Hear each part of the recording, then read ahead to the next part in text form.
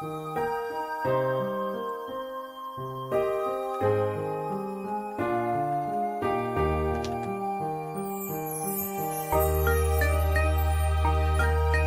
the scuff.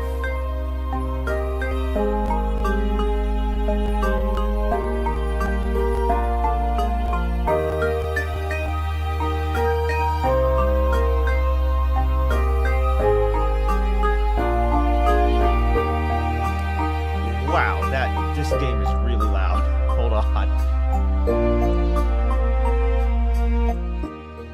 Maybe 50. Yeah.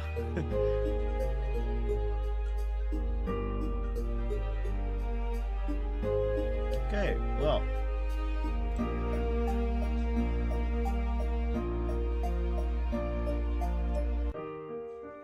Oh, this is a very simple background here. Preferences, the camera looks like doo-doo, of course.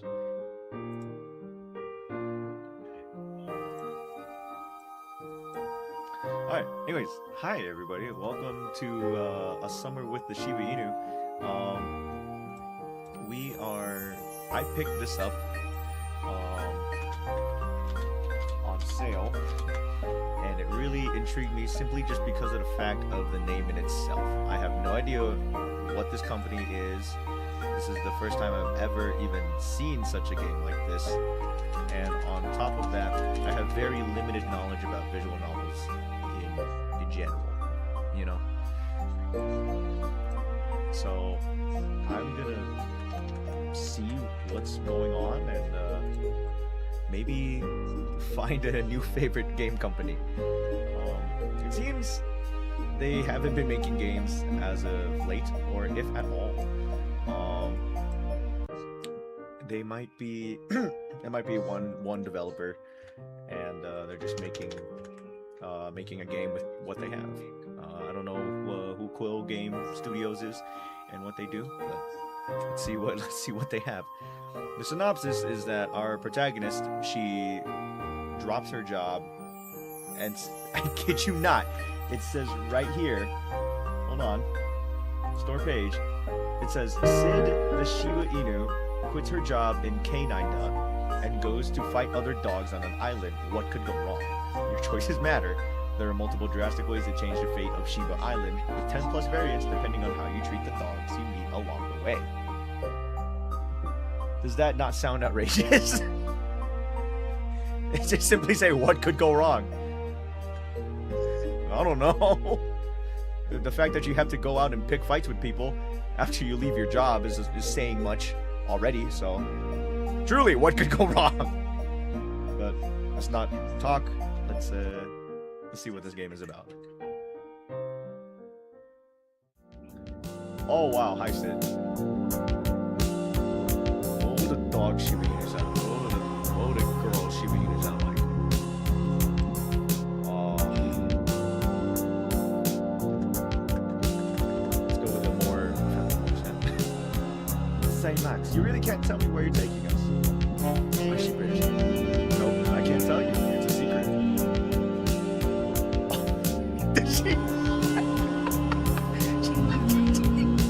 She turns her head towards the camera. It's like she's breaking the fourth wall for in the office.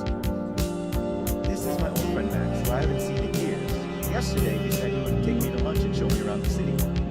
We're currently in the central zone of Taipa, the capital city of Shiba Island. A lot has changed since I moved away. Max moved here several years after I did, so I'm a little embarrassed that he's the one showing me around like I'm a tourist. Taipa is as bustling as ever, with the central zone being one of its busiest areas. As Max guides us towards our unknown destination, dogs mill around the street. It's so busy on... What was that? It's so busy on the street that it's hard to avoid pushing against other dogs as we walk. Huge digital signs shine brightly even in broad daylight. I'm sorry. It's just it's just the way that it's yeah, in case there's just so much happening. You really don't know what's gonna, you know, there's so many people here. The game music is louder than I. Hold on 1 second. Desktop.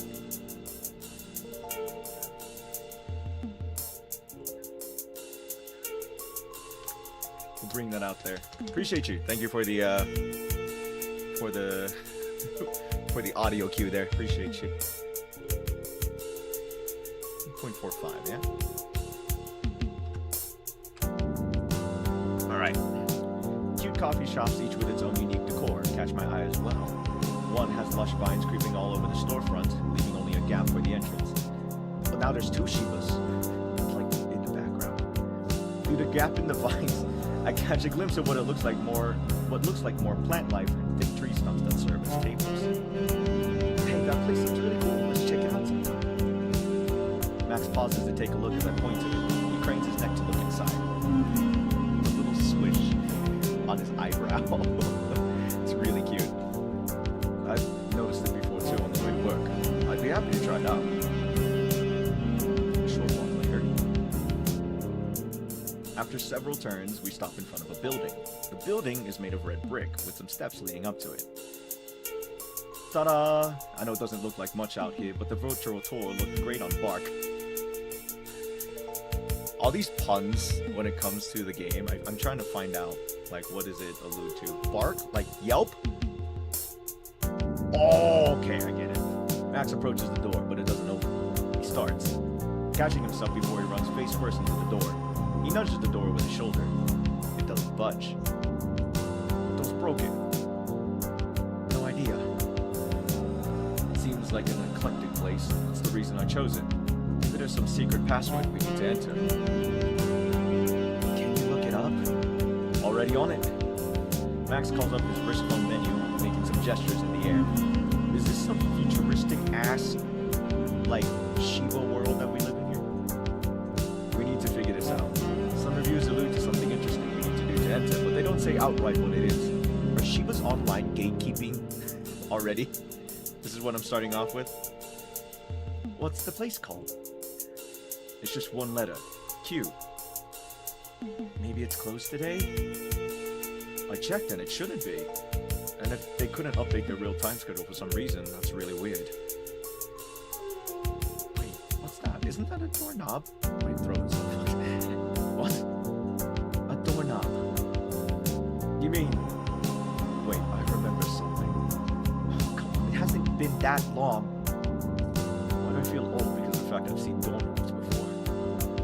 I sit down before the protruding sphere and grip it with both of my paws. I'm able to turn it without losing my balance. The door swings inward to reveal a staircase. Good thing knobs were phased out though. Whoever invented these things clearly did not understand the anatomy of dogs. I feel like I'm missing a game. I feel like I'm missing I'm missing some important context here. It's precisely why many houses use them for rooms that puppies aren't allowed into. My parents used them for the pantry. I remember trying to bite the knob to get them to the promised land of treats, but ended up with only a particularly sore jaw instead. Well, there we go. I haven't seen these things since the arena days. He looks incredibly upset. Our eyes meet and he looks away. I love these sprites. They're really cute. Anyway, we're here. Oh, wow. This is in Taipao? The stairs lead to an area with wooden floor paneling. There are rooms that have a raised base, separated from the main area with sliding panels. The panels have some membrane-like material that is thin enough to let light through, but thick enough that we can't see into the rooms. A dog comes up to us in a red traditional dress. It's fashioned with several layers, with a large golden button holding it up neatly over the dog's shoulder. What voice do I give this dog? Welcome.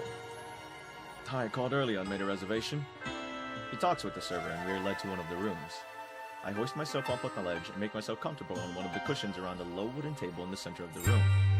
The server gives us menus and leaves us after a courteous bow. Take your time. I'm guessing you haven't had food like this since you left. Oh yeah, Wolf, I'd forgotten all about these. Order anything you like, my treat. There are a lot of options. I flip through the tea menu. This place serves them with ancient methods, with multi-part clay apparatus that I have never remembered the names of. It evoked the image of my parents pouring boiling water, steam shrouding their concentrated faces. There are a lot of rules about how long to steep the tea, and the order of pouring water in and out. I never really paid attention when I was a puppy, and after my parents' generation, it seemed like a lost art. If this place shows us the tea steeping process, I definitely won't let a second chance to learn about it pass by. Isn't it interesting that they still use these books as menus? I remember they were pretty much phased out along with doorknobs. Yeah, that's one of the things. This place is known online for the retro atmosphere, which is why they only take phone reservations. No usual order screens either. It's really interesting how fast things have changed on the island. Though maybe that's just my perception because first of all, I don't know what's supposed to be normal nowadays. What is it like where you were living? They are kind of at a stage like when I left here, actually. You saw my phone. They have similar levels of technology in canine-da. Canine-da? Canine-da. Is that how we're pronouncing it? No, obviously my Shiba Island phone doesn't work yet. But I kept it in good condition just in case I'd come back, you know? You have a lot to see here then. Next time I'll take you out to a regular restaurant and you get to see how fast everything is. This little bastard. The server returns and we order some long tea to share. I order some egg crepe rolls with ham and corn, and Max gets the century egg and pork congee. As we wait, I ask Max about some technological changes. He shows me how to set up custom gestures on my new wrist phone, but I still treat it with caution. Call it habit, but I'm hesitant to be gesturing in the air on such a large holographic interface. It serves my purpose to use the old touchscreens on a small phone. The hologram just seems overkill. Not to mention, the companies that make these phones must be tracking so much information. They know what we read, who we call, where we are, what we buy. I feel like this visual novel was very out for, what was it, technological piracy at the time. Piracy? Privacy. Somewhere, some team of data Shibas are making predictive models and segmentation analysis on this data. Sorry, spaced out. Were you saying something? Getting confused by all this new tech? Maybe a little. Don't worry. It's a lot of information to take in. Here, try sending something to me like this. Bulbork talk. How do you even send it? I don't know what I get. Okay. Come on, you couldn't have texted something else. Pretend it's an actual conversation. You're in the same room. Creep. Let's take a selfie. No. Max shows me how to install new software and customize my interface. We hear the server slowly slide open the screen door, giving us enough time to swipe away our hologram phone screens. 2 servers enter this time, carrying a tea-making set. The set consists of a large, hollow bottom panel with holes to let out steam from hot water. They begin a process of lining up various teacups on top of the panel stand. The dogs carefully place tea leaves in the pot. They aren't using any measuring instruments, but the practiced way they gather and sprinkle the leaves shows impressive muscle memory. With one fluid motion, they pour steaming water in each of the cups. As the tea is steeping, our food arrives. I take a moment to simply look fondly at the egg crepe rolls, the way steam rises from under the soft crepe skin, the smell of ham misting out towards me. It really has been so long. It's so weird that I used to eat this almost every day, and now it's been years. I feel like we've gone back in time. Egg crepes are a simple dish, usually made in under 2 minutes by the breakfast stalls I used to frequent on the island. First, an egg is cracked and dropped onto the surface of a sizzling metal plate. The cook then uses a metal spatula to smooth out the egg so that it is a thin, liquid layer. When the egg is cooked around halfway, a thin crepe is laid on top of it, and flipped so that the egg layer is on top, and the crepe on... No! Give me the game back! And the crepe on the sizzling plate. I am covering the text entirely, I just realized. There we go, fellas.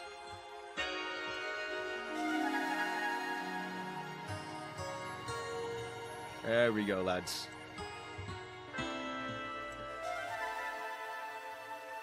Okay.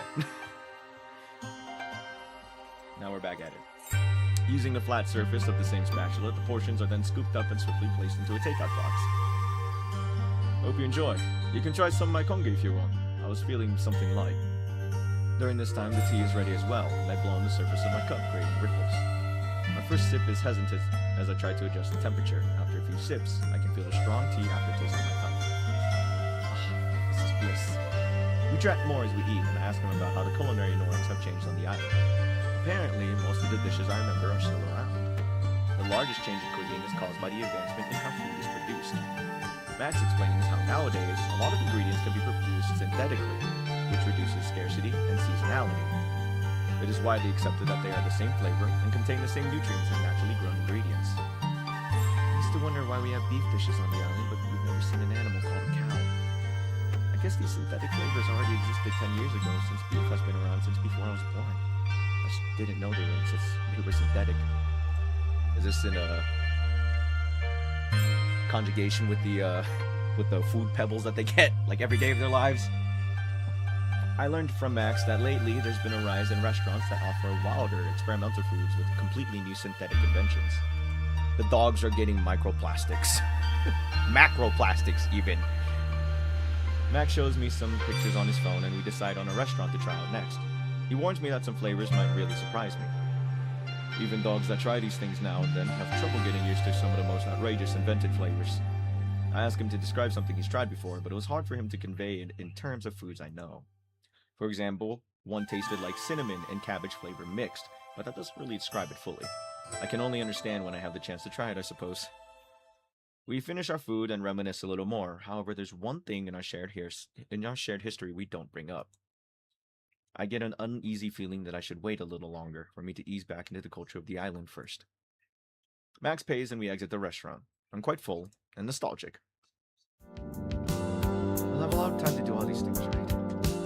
Back on the street, it is even busier than before we ate. It's the fucking dog.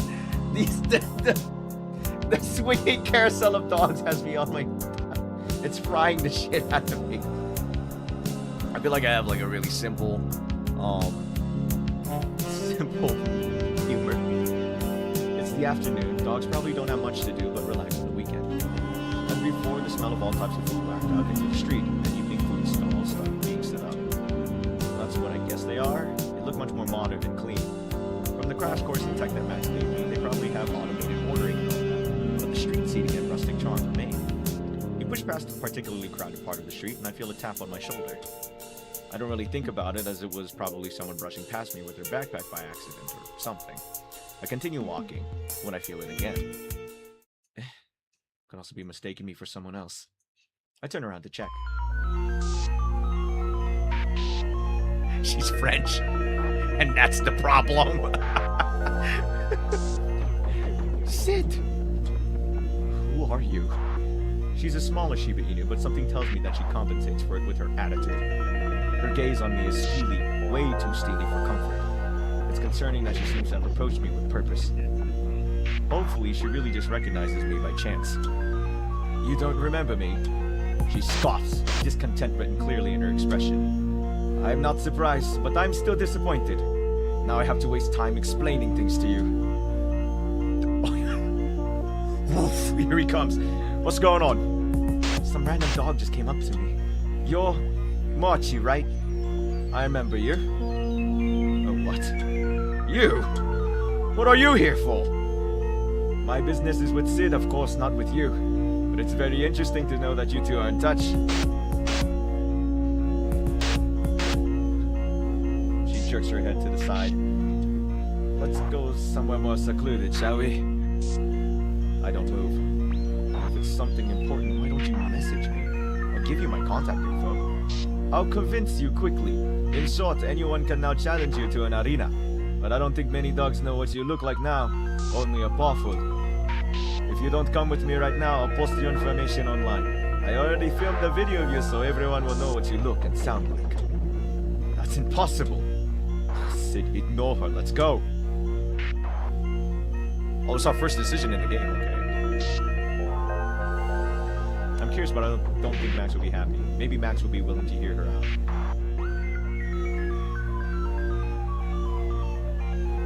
The music is so, like, in your face. I think I like it. I'm sorry, I'm curious. I'm getting blackmailed here, obviously, so. It took me 27. Oh, fuck you. 27, slacker. It's okay. I'll go with her. You can head back and I'll meet up with you after. I'm worried it's a trap. I think I can handle it. I'll message you if anything seems weird. Actually, I'll come with you. Alright. Thanks, Max. I addressed the stranger. We'll go with you and hear you out, but convince me quickly. A tense walk later. We head to a nearby alleyway, Max looking quite reluctant and glaring at the Shiba Inu. We know each other. I wish I could ask him what he knows about her, but the best I can do is make sure nothing bad happens. I need information about this arena challenge she mentioned. Who are you? Sig, she's Hafe and home. Huh? What? I gave her the wrong accent. I looked the dog up and down. Up and down. Her face should be the most important part to recognizing her, but I realize I haven't even looked at her eyes. Looked at her in the eyes yet. It's a task not made easier by knowing who she is. It's like my eyes are resisting as I force myself against my will to look at her closely. Her eyes striking hazel. Long lashes, her coat pale and fluffy. I lower my gaze. Yeah, now I remember. It's just been a really long time and you've changed a lot. I'm rambling yet trying to put on a calm front. As I was saying, now that you're back, it's a very interesting situation for all of us. You weren't supposed to just take the feather and leave. It's not like my leaving affected anyone. Instinctively I scoff and protest, but I know it's futile. Easy for you to say. Anyway, now that's out of the way. She reaches into her shirt and pulls out her pendant. I avert my gaze again out of habit. I don't like looking at others' pendants because it feels like I'm intruding on someone's privacy if I look closer at what's on them. She moves closer and all but flashes her pendant in front of my eyes. I flinch away involuntarily. If you want to show it to me, it's not necessary. I don't need to see it. I start as I feel my pendant stirring in my jacket, or something is stirring where the pendant is. My pendant can't move by itself. That's impossible. Then my pendant flies out of its own will to meet hers. Then comes a glare of light, so brief that I barely comprehend what's happening. Sid! Max's voice is the last thing I register before everything goes dark. 1 week earlier. Just one more snooze. Whoa. What a sick pad I got. Dang. I fumble on the desk for my phone. I almost drop it, but finally manage to grab it and turn off the alarm. As usual, there's not much time left before my deadline, waking time. Which means after the 4 alarms that I am allowed to snooze. Even though it's my last day of work, I should be on time. I uncurl myself from the chair, stretching my sore limbs. This is certainly the last time I'm going to fall asleep at my desk. The room is dark with only a sliver of sunlight entering from the bottom of the blinds, giving indication that it is daytime. I slide off the chair, turn on the room light, and gather items I need for work, which are scattered around the room. Keys, cards, cash, cell. I always say I should pack up the night before, so I'm not scrambling like this every morning, but I never end up actually doing it the night before. I shove my bulky laptop and water bottle into my backpack. Then I fling open my closet and reach inside for the sweater I thankfully had the foresight to set aside. I can't find it. The days after I had set aside the sweater, I had piled other things inside the closet over it. I shove away some other items, hats, papers, and whatnot. There it is, my favorite gray sweater, special outfit for a special day. Everything collected, I sit down on the ledge of my bed and just take a moment. Now is the perfect time to check my emails. Wait, I'm already almost late. I'll just take a quick look. Vapor Store, confirmation of your vapor purchase. Dear Sid Days, thank you for your purchase of Beagle Ned 3. Attached is your digital receipt. 460790. Transaction ID is total $22.59. $22.59? That's a steal. Steam sale.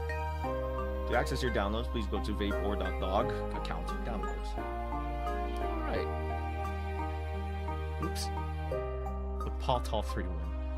It's the purchase receipt for the game I had fallen asleep buying. I need to complete the campaign. I waited 6 years for it. I glance at the top of my phone screen. There's still a couple of minutes before I absolutely have to head out. Close my emails and open the message app. I could send some last words, but I have the feeling it would only weaken my resolve.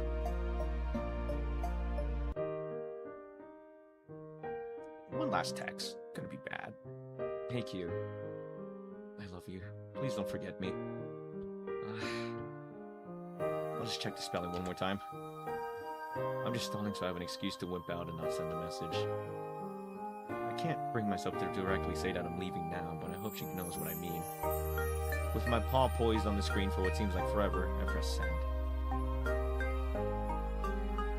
The familiar glass doors welcome me. I scan my fob key and step into the building. It doesn't feel like it was that long ago when I first entered these doors.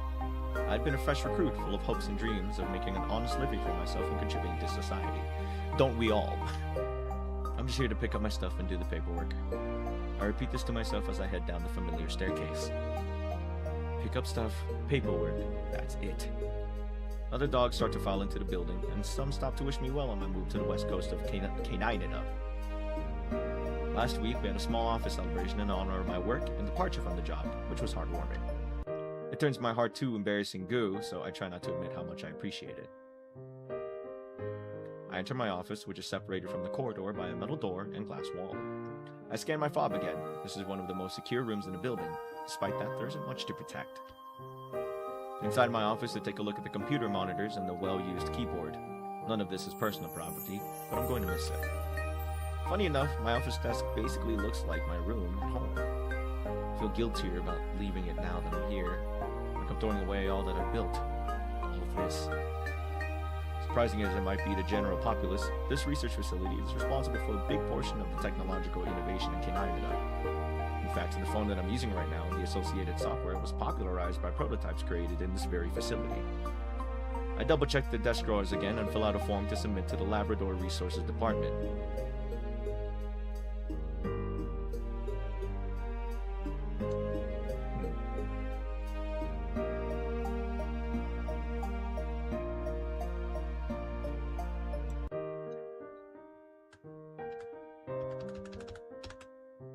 With all the errands and formalities done, I take my leave for the last time.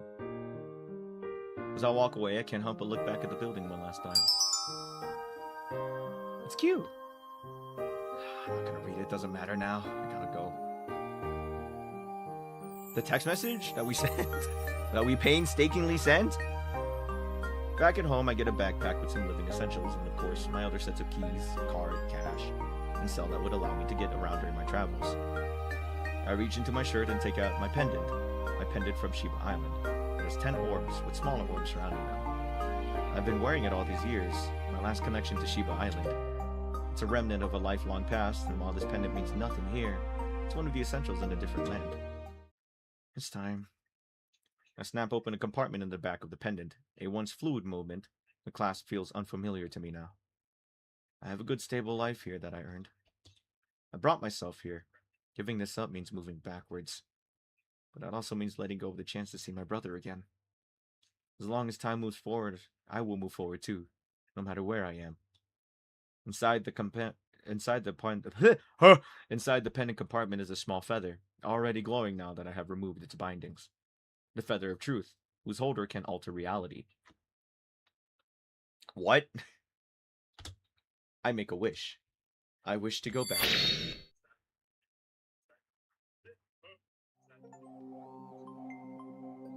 It feels as if I've just stepped into a sauna. Within seconds, my coat feels heavy with condensation, as if someone just threw a wet blanket on me. So I'm here. I have not moved one muscle since I made my wish to the feather. These sounds, contrasted with the quietness of my room, give me no doubt that my wish was delivered. In addition, these yelps and commotion really alert me to my situation. Shiba Inu scatter in front of me, yapping as if they saw a ghost. Was it that obvious I appeared out of thin air? It's not good. Can't believe I'm drawing attention already. I'm in what seems to be an open-air night market. I scan my surroundings, trying to spot a gap or opportunity to make an exit. These barks are different, deep, and booming, a stark contrast to the higher-pitched yaps of the crowd. I look behind me, and it becomes evident why the dogs are scattering. Or maybe it's just wishful thinking that I'm not the cause. Damn, he's fucking big, bruh. The Labrador Retriever is bounding around. The Shiba Inu is dwarfed by it in comparison. The crowd is herded towards the opposite direction. I shrink around to the side and duck behind a food kiosk. Thanks to the Labrador, this area seems to be deserted. Now that I'm undercover, I sneak my way towards what I hope is an exit. After some trial and error through the web of kiosks and seating areas, I emerge onto the main road outside the market. Hey, this way! The voice comes from behind me, and I start, my fur rising on end against my will. What the fish fillet? Someone followed me without me noticing. The Labrador Retriever from before emerges as the speaker, falling into step beside me. That was supposed to be a snarl, just didn't come out right. What? Did you say something? I hope that was menacing enough. What do you want? To help you, of course. I'll guide you somewhere safe. Who is this dog? Just feign ignorance for now. Somewhere safe? I think you've mistaken me for someone else. I don't want to be rude, but I know you've been away for a long time, so you probably don't even know where you are. Labrador's voice is soft, quite a contrast from her towering physique. Well, I'm quite used to this height difference in canine-da, but seeing her towering over the crowd of Shiba Inus earlier amplifies the difference. What to do? Let's feign ignorance. She seems nice, I think. It's getting creepy. It's like she knows who I am. What does she want? I'll just pretend that I don't know what she's talking about. I'm not going to reveal any information on her regret. You're not wrong. I'm just trying to get my bearings here. Could you just point me to the closest massive rapid transit rotation? Station? Of course, but before that, I want to ask you some questions. Okay, never mind. This is getting weird. I should just find the MRT station myself. I just want to help you, Miss Feather. What did you just say? It's not my name. You've definitely mistaken me for someone else. Sorry. Let me try that again. I didn't want to be so direct. You didn't get the hint. Could you speak up? I mean, Sid, bearer of the feather. I want to help you. Fishbone, she really does know who I am. Okay. You want me to help you? You want to help me, you say. So I'll ask this again. Why don't you start by guiding me to a massive rapid transit station? Don't worry, I will. But first, I want you to take this. She produces from her pockets a wristband of sorts. It's a wrist phone. I'll contact you with it. And you can reach me in return. Thank you, but why do you think we'll be in contact after this? There's no reason for me to get involved in whatever it is that you want. Well, for one, I guess it would be troublesome if dogs knew you were back on the island, so I created a diversion. It's not reassuring at all. She knows way too much about me. What the fishbones is she? I need to learn as much about her as possible. I know you could really use my help. You know you've got yourself in trouble too, right? You'll probably get arrested for disturbing the peace like you did. I have a story set up. Plus, I'm a Labrador living on Shiba Inu Island. I'm sure you already know I am constantly in the spotlight. I know all too well, but I'm not going to say that. If she doesn't know I lived in the world of Labradors, I'm certainly not going to reveal that to her. When you put it that way, but like you said, I'm trying to avoid attention, so shouldn't I avoid being associated with you altogether? I hoped it wouldn't come to this. But you need to believe me when I say I want to help you. I can help you find your brother. Okay. I've heard enough. I'll take your dog-darn phone. But if I find out that you're any sort of threat to me, you better watch out. Of course. I understand. She offers a paw to me. Quite Lee, by the way. Well, you already knew my name. We shake paws. Labrador just smiles mysteriously and gives me detailed directions to the nearest MRT station. DG station, huh? That means I appeared kind of far south. Good thing it's in Taipaw, though, where I need to be. And there she goes. And there I go. In a very PNG kind of way. I head into the station while the lab heads off her own way. There's a lot happening here. Is this AI generated? Am I playing an AI generated game? Please don't tell me.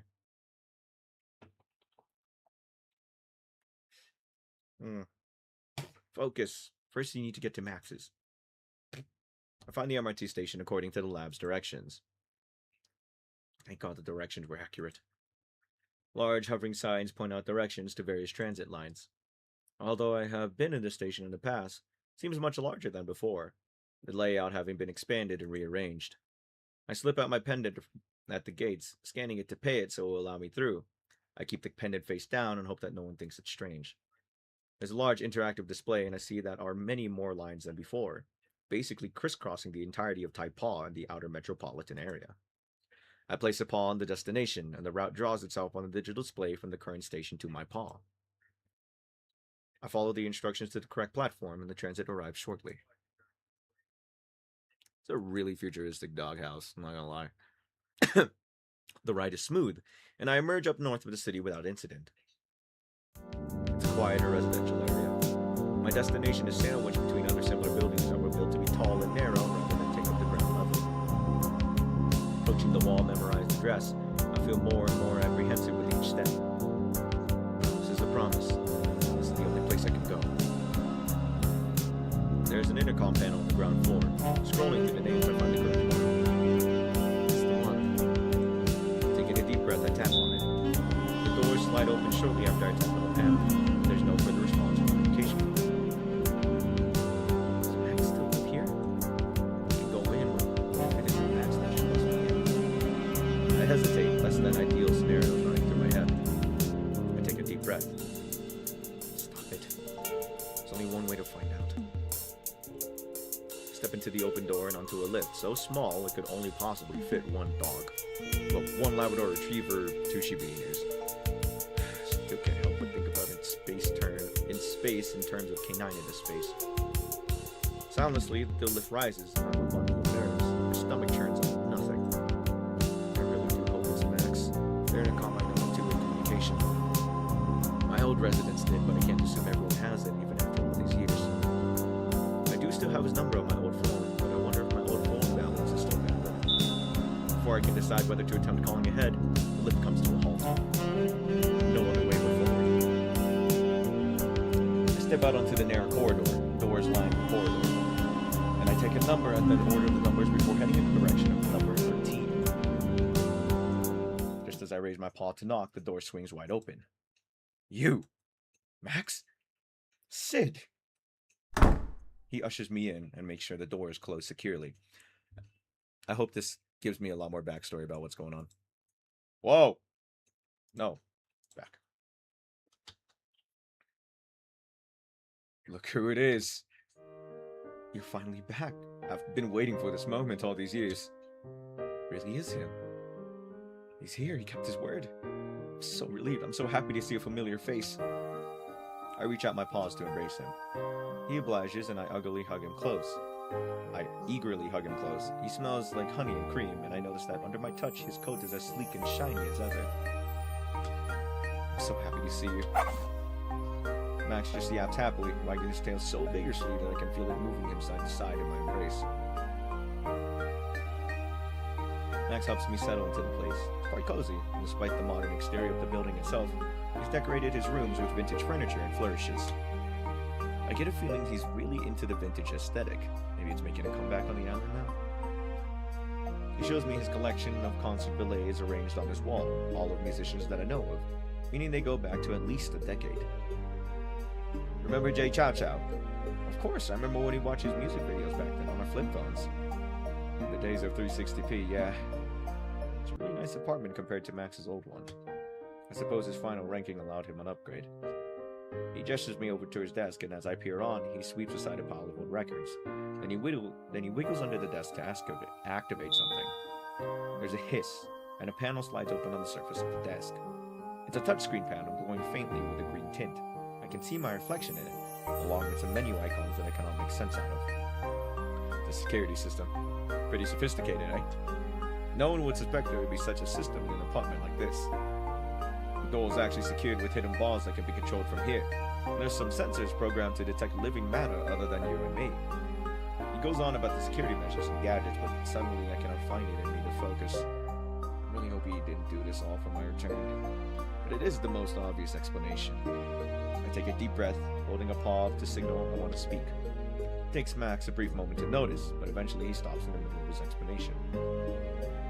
Max, I really appreciate your preparations. My throat feels closed up and I swallow and chew on air to make it possible to continue speaking. It's just, I want to... How do I put this?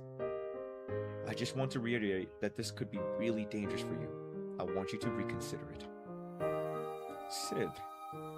I think some dog is following me and I have no idea what she wants. Sid! Sid, it's okay. I've always wanted to be able to finally help you. I promised you long ago I would stand by your side even if the world turns against you. And now, you need to let me do that, please. His eyes are warm and I compose myself. I can't be weak. I need to be calm so I can make the best decisions for Max and myself. Alright, I need to tell you about the Labrador I met today. She knows a lot about me. I'll start from the beginning. You know, I used the feather to get back to the island. I appeared in some night market near DG Station. First thing I saw was this huge crowd of dogs all running away from me. So I thought it was because they all witnessed my grand appearance or something. I don't even know if I appeared with a light poof of smoke or something, but I'm pretty sure I appeared out of thin air. But it turned out there was a Labrador just causing a ruckus, so I sneaked away. Then the lab just appeared behind me. She said she made a distraction on purpose because it would be inconvenient for me to be noticed. She even knows why I'm back on this island. It's a very, very unnerving even to me. Max nods his head solemnly. I might have made a mistake, but she gave me a wrist phone and I took it. I take it out of my pocket and show it to Max. I hadn't put it on yet. He takes it gingerly and examines it from every angle before waving a paw over the central watch face. I've never really looked at a wrist phone up close before, and take the opportunity to do so. The circular face, rather than being a screen itself, holds a light source where a hologram is projected from. A hologram functions like a screen of any other electronic device, but is much larger and can be put away at a simple touch. Kinda looks like a fan unfolding and folding back. I angle my body away gradually until I cannot see the contents of the screen. There's some sort of view angle limit, which works great for me. Sometimes I might be typing or reading questionable material, but even if not, I don't want dogs seeing it. She told me to contact her with this. Do you think I should? I'll probably do it anyway, even if Max doesn't agree with me. I'm not sure how dangerous it might be, and I don't want to compromise this safe house. She did mention my brother, though. I just want to find out what she wants. Max is still holding the wrist phone, so I huddle close to him to read and use the menu. I hesitantly touch a paw to the screen where it says messages, and it opens the corresponding app as Max looks on. It's empty, so maybe there's a contact list? I scan the interface, but there is no back button. I press the sides of the screen, first left, then right, but it's futile. This reminds me of the time that the first time I got my Apple Watch. I fumbled around with it. There's really only one thing that you can use, is the knob on the side and the screen. And I just really wanted to get to my messages. Can't find anything. Took me a bit, but I did find out. Left. Right. How about tapping it? Sliding up and down? Nothing? Max, you've been grinning at me for too long. A little help here? You can set up any gesture you want to return to the previous screen, but the default is the face. He taps on the wristband face where the hologram is projected from. Oh. Alright, let's find this lab's contact info. Are you sure you want to get in touch with her? Do you trust her? Only as much as I trust a stranger, really. So no, I don't trust her that much, but there's a high enough possibility that she has information that could be useful to me. It's an uncertain situation, though. I'm guessing at the odds, it does seem oddly specific that she knows the main reason I'm back here. The risk may well outweigh the potential gains. I feel like there's a lot happening. There's so much things going on with this dog here. I feel like I'm playing the sequel of a game that had that had a lot happening in the first game. Again, with the words potential, possibility, uncertainty, I'm getting deja vu. So cold, calculating. Just the arena training kicking back in. Information on the reason you decided to come back? I snap out of my thoughts as Max starts to speak again. I don't mean to pry, but I'm wondering, what was the reason? You notice what I said, huh? The truth is, one of the reasons I decided to come back now is to find out if my brother is alive. Did they kill him? What happened in Taipaw? Your brother. Chinwen, was it? Why am I named Sid and my brother's name is Chinwen? Right. He disappeared after the last arena. Yeah, I just have this regret that I didn't even bother finding out what happened before I just up and left. I understand. I'll help you find out what happened. Wait, so this lab, she knows something about him. She knows something about him. She was so uncertain about it, so while I have no idea of her intentions, she could either be a powerful ally or enemy. Either way, I suppose it's best to contact her so she won't blindside us if she is an enemy. Of course, I leave this up to you. You've taken me in, and I don't want her to follow me back here and jeopardize the place. Like you said, I agree that it's a good idea to contact her in case she comes here looking for you. First, let's find her contact information on this file. Go through the apps, there are only the essentials. Contact with you, huh? He taps on the recent calls and there's a single call history. Alright? He holds up a paw for a high five. Thanks, Max. Now, you do the honors. I tap on the call button, and while it rings, Max sets up the phone call to block our camera feed. I'm going to play it safe and not let her get any hints on my surroundings and whereabouts, just in case.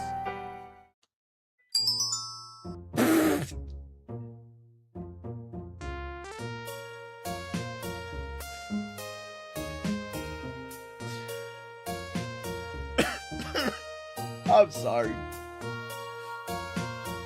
What is happening in this game? Alright. Hey, good to see that you made it somewhere safe. Why did you want me to contact you? Like I said, I want to help you. And how exactly? Well, as I said, you probably want to stay under the radar. An eye-catching Labrador like myself would be perfect for distracting anyone on your trail, no? I roll my eyes, making sure she can see my skepticism. Well, I agree you are definitely eye-catching. In the corner of my eye, I notice Max trying not to smirk widely.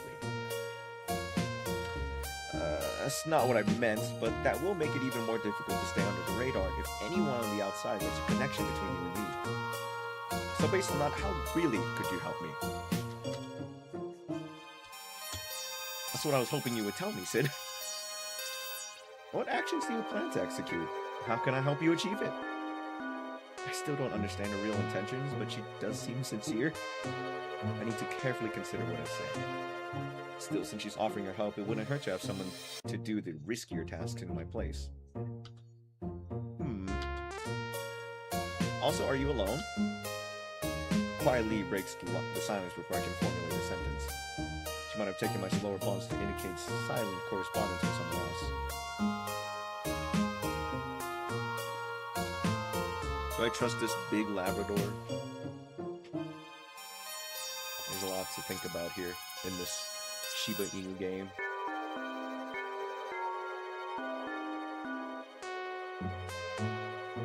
I'm alone. Yeah, I'm alone. I feel Max's eyes on me, but I avoid eye contact with him in case quietly notices. I'll explain later. It's for safety. What does it matter to you? I was just curious. Let's get back to the topic. What are your plans going forward? Well, as you mentioned, I want to find my brother. Before I tell you my plans, I want to know how you know about my brother. So you're saying you don't trust me because I have this piece of information? I revealed it so you could have incentive to contact me, and I was right, wasn't I? She's so smug about successfully having manipulated my actions. Reluctantly praise her. I'm impressed you set me up and predicted my actions so thoroughly. Quietly grins. Oh my god, I can't read. I imagine that it would be no easy task to get hold of the feather bearer, much less keep her attention. I'd rack my brain and do lots of research off the beaten path. Got my attention. Let's get to the point, shall we? How did you figure out the reason that I came back to the island? Quietly chuckles. A little patience, please, Sid. The truth is, anyone smart enough could figure out that you'd be interested in finding out the fate of your brother. The arena archives are open to anyone that is patient enough to go through the hoops to get approved for access. It wasn't difficult to find online that your brother disappeared after the final arena, but I also confirmed it from the official records. Your infamous disappearance happened shortly after that, so I guess that you could have regrets about it. Right. That is convincing, if not creepy. But like she said, the records of past arenas are available to public access. Any dog that tries hard enough could put the timeline together and figure it out. What worries me is her understanding of the way I think. That probably means she's researched a lot of other things about my past life. I'd rather really have her as an ally. So here's my proposal. If you want more information, I have a lead on what you're seeking, but I'd rather not reveal any more over the call. Meet me at DG Station, the stall where I found you, tomorrow at noon. A lead? But with that, the call is terminated. That was sudden. What matters is that she says she has a lead. I'll go meet her tomorrow. Be careful. She does seem sincere, but I really don't know what's in it for her. Would you like to come with me? I'd like to, but only if you're sure it's best for your plans. I don't want to burden you. Nonsense. You won't be a burden. I think I would trust her now and let her know about you. Of course, if she tries to threaten you in any way, that trust will be over. Sid, I like how incredibly sad they get. The Shiba Inu eyebrows really comes into character here. After that, we quickly plan out the transportation and prepare to sleep. Max insists I take the bed while he sleeps in the living room, and after some protest, I accept. It's been a really, really long day. So strange that just this morning I was still in canine-da, my job having to work for a living. Still all of that away, and soon enough, I'll find out if all of that was worth it. I tucked the wristphone away into a bag. If Kuei Lee had somehow hacked its camera and mic, I'd rather not have it show more than what could be seen during our video call. Good night, Max. I hear his voice from the living room, which is the room next to mine. Sleep tight, Sid. And with that, I close my eyes, and sleep soon takes over me.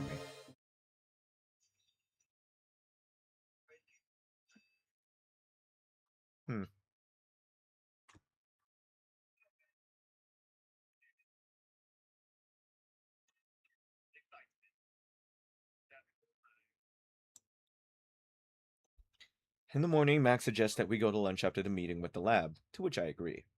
The lab. She does have a name. Kuei Lee, wasn't it? Like we agreed on, Max joins me as I head to the meeting with Kuei Lee. Again, when I enter the transit station, I scan my pendant face down.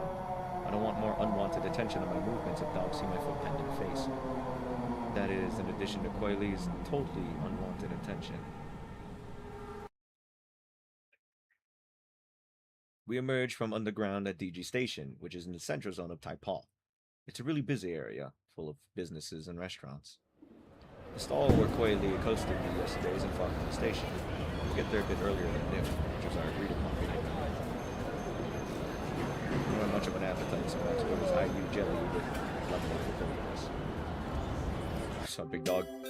Shortly after, Kuei Lee strolls down the lane. It's immediately noticeable.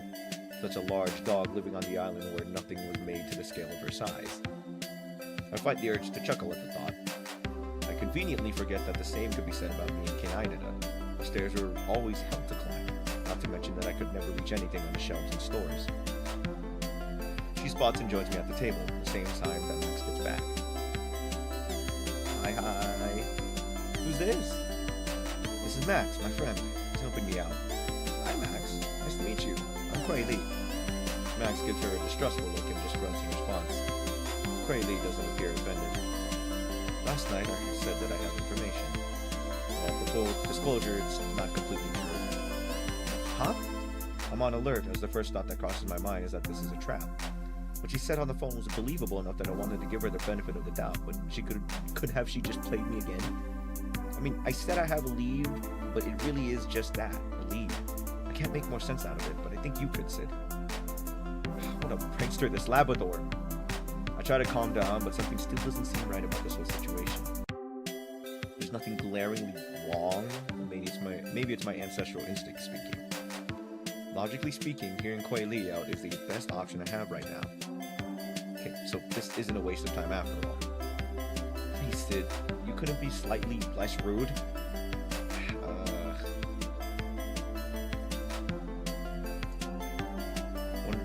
That took me some time. Fish sticks, Sid, you've gone all soft. Can apologize. I'm sorry. You mentioned my rudeness when we were on the phone, too. I should have taken that more seriously. I was expecting you to remember that. Thanks. Most of the time I'm pretty dense, but occasionally notice when dogs roast, I guess. That doesn't mean you're off the hook, Kuei Lee. I'll decide how much more to trust you after you show me what you have. I guess I can't gain your trust 100% just like that. Always pragmatic like your arena performances. Probably laughing internally at how uncomfortable I look. I guess that's evident from my facial expressions, huh? But she obliges me and takes out a thick envelope from her bag. She slides it towards me. I gingerly take out the contents. On top of the stack is a blurred photo. It's printed on a thick and glossy material. From the blurriness and low resolution of the picture, I can tell that the camera that this was taken with was quite old, even by the technological standards from before I left the island. The dog that is the focal point of the picture has a stocky stature and a dark blue shirt on. His coat color is the same exact as mine. It's him, alright. When was this taken? It's the last time he was ever seen. He was on the way to the final arena. I also managed to get my paws on his transit history. I sipped through the contents of the envelope. Under the printed picture is a thick stapled stack of what looks like a spreadsheet. The print is tiny, with rows and rows of dates so close to each other that I have to hold the paper up to my face to inspect it. Even with a cursory scan of the information, I can tell that the two stations appear in turn frequently. KH station and NJ station, huh? With an even closer look, I notice that they appear at 9 in the morning and 5 in the afternoon, respectively. 9 to 5? Is this some joke? At this point, Quayle interjects. It doesn't take any computer to see that that's a very clear pattern. Though I did feed the data through some simple algorithms to double check if there are any anomalies on this by canine-da. It's just NJ station at 9 a.m. and KH station at 5 p.m. It's Kingdom Hearts. He's going to the door to darkness. Maybe even barkness. Every single day since the day after the last arena. Alright, so the weirdest thing is that it's all exactly on the hour. The Armor T hardware that captures the pendant scans, does it round up to the hour? Nope, it's supposed to capture the exact millisecond, or some fraction of a second. It's pretty precise. I can't believe it. This is an amazing lead, given that it is to be believed.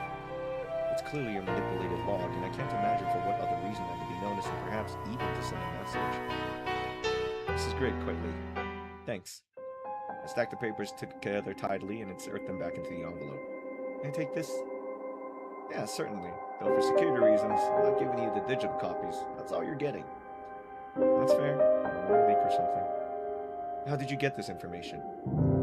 I tracked down a source in the Mastiff Rapid Transit Core. This source was able to download these files for me as they are not highly classified. Anyone who has basic customer service tier access could get these logs. However, the pattern might indicate that your brother is able to hack or manipulate the transaction logs, which could potentially draw the attention of the Mastiff Rapid Transit Core. Of course, I convinced the source to keep quiet about the discovery for now. I want to put it past them to have hacked his pendant or transit entry gates to automatically deduct it. Wait. I take out the spreadsheet again and look at the balance column. Silly me, now that I can think about it, this might be a clue.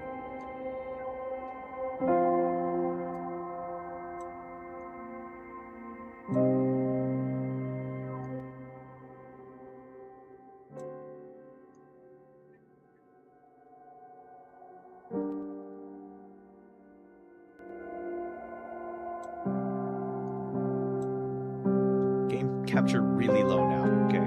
I can't believe I've been talking for an hour with the volume rather low.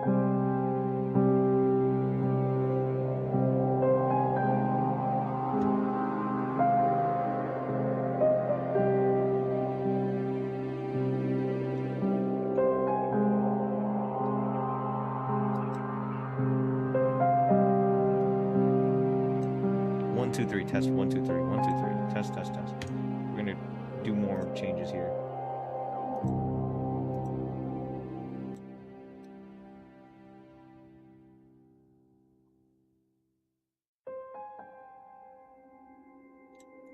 Go back.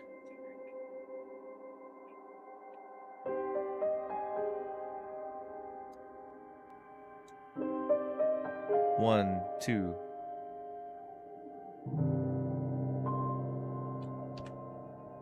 I think this will do. Should be.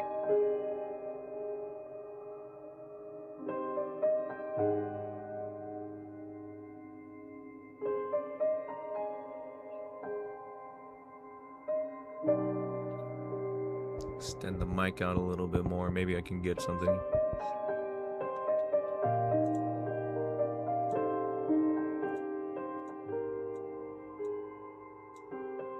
Okay.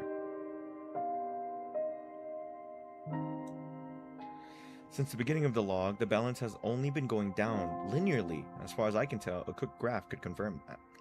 And on the very first day, the balance was a hefty sum. More than enough to cover expenses for not only transit, but all aspects of a dog's life on the island. Where did he get these tags? Actually, the answer seems obvious. He probably was able to acquire all the currency he desires somehow. Ah, yes, the balance is quite the wealthy one, your brother. I did a quick visualization of the data, and it is a straight line going down. The fares are deducted each day, every single day. I didn't notice any anomalies other than the huge sum of tags he could afford to load his balance. That was the extent of what I could observe. You know your brother better than anyone, so I thought that you could make more sense out of this than I could. Sure, I'll examine it closer at home. Don't feel comfortable doing that here in the open. Gotta say, I'm pretty impressed, Quayle. Thank you for this. I pack up the files and rise to leave. Max follows suit and stands, despite having said nothing during the whole entire exchange. He seems to be thinking hard. Wait a moment. You don't want to plan our next steps? Well, I was thinking I could tell you what I decide after I browse through these. Oh, come on, and here I was thinking we'd be collaborating as equals. Look, I'm grateful for the information. I really appreciate her efforts and investment in this quest, but I don't want her doing more than necessary in drawing attention. That is the highest priority. I prefer you don't do anything rash while investigating, and only gather information for me after I decide what could be helpful. You're not hearing me. I've already planned my next step, and I'm not going to ask for your permission to carry it out. What a stubborn dog. Right. What is your next step, then? I was thinking I could try to acquire security footage from those two stations at 9 a.m. and 5 p.m. Don't you think that would be valuable? I guess I can hear her out. That would be valuable, I agree. But how do you plan on doing that? I imagine that security footage requires high clearance, so I don't want you to do something that draws too much attention, you hear? Don't worry. If I get caught, I'll take all the blame. I'll say that I'm working independently, and you will not be implicated. You willing to take the risk all by yourself for this? What's in it for you? I really do have your best interests at heart. I've given you all of this and you still don't believe me, do you? She sighs but seems to compose herself quickly.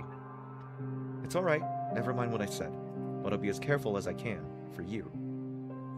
I feel a bit guilty. Perhaps I was being too harsh. And what does she mean for me? I don't even know her. I feel like I want to trust this dog, I really do. But I don't know. It's very misleading. Maybe I'm just as paranoid as the protagonist. Just let me know whatever steps you take, alright? And report all your progress to me. Will do, will do. She rises and steps away from the table, signaling the end of the meeting. Catch you next time, Shibs. Shibs? It's like close to what I call you guys. Sheebs. She nods to me and I. Later. Say your lab. Quayle nods and without another word sweeps past us and away into the depths of the market. Waiting until she is out of sight, Max and I leave the stall as well.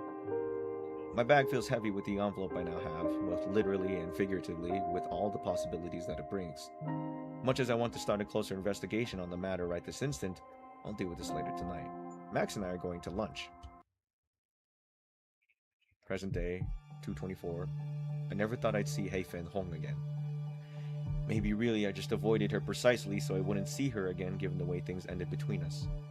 The thoughts keep echoing in my head. Though I struggle to stop it, it just won't go away. Maybe it's making up for all the years that I haven't had to deal with this issue. Given the way things ended. Nothing could have changed about it.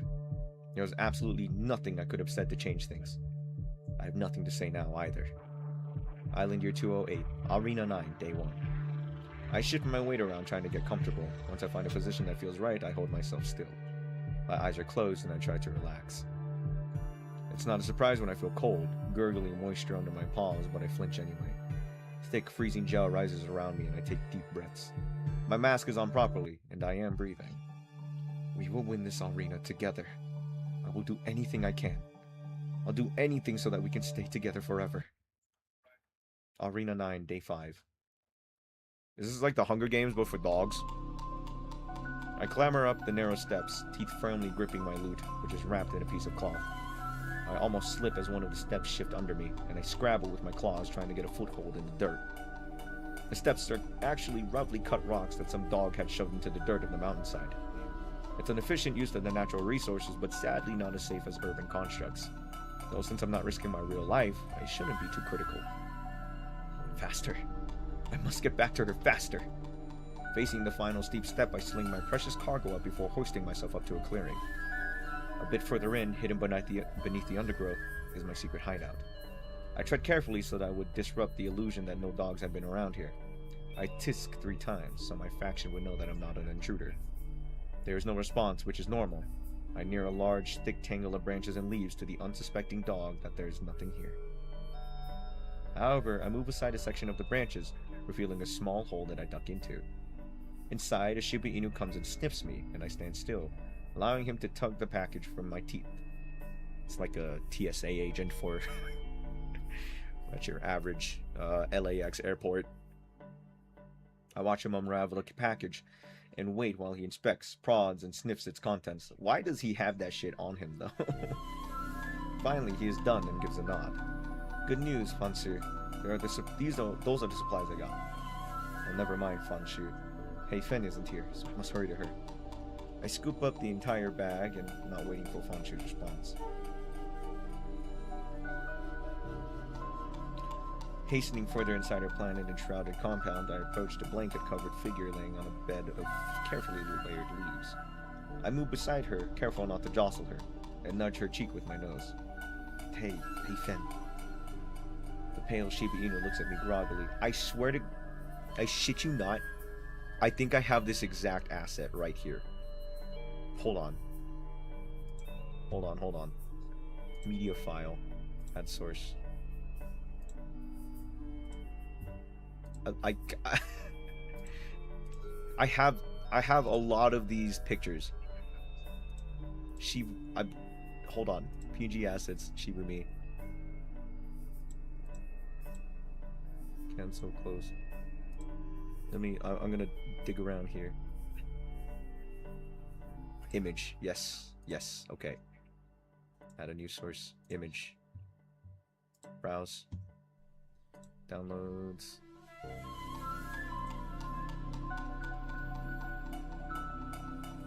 Oh my god, please no. Don't make me look like a schizophrenic, I'm begging. There it is. There. Oh, but this one has their leg out. That's the difference. Okay, maybe I don't have everything about this game.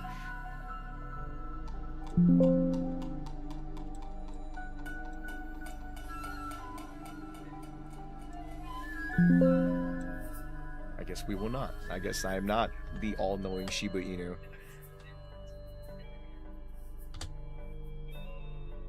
Did you rest well? You still look much better, really. But I'm glad you got back safe. What is the arena? What is this? I'm getting the idea that it's like the Hunger Games, but for dogs, that they hold every year.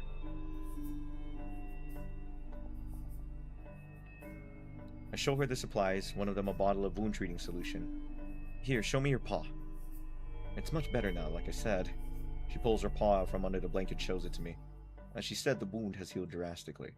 That doesn't mean you don't need the best care, Heifen. We can't have anything go wrong at this stage. I soak a clean cloth with the wound treating solution and take her paw gently. Sid, wait! She jerks her paw away, and I'm left holding the cloth over thin air. What's wrong?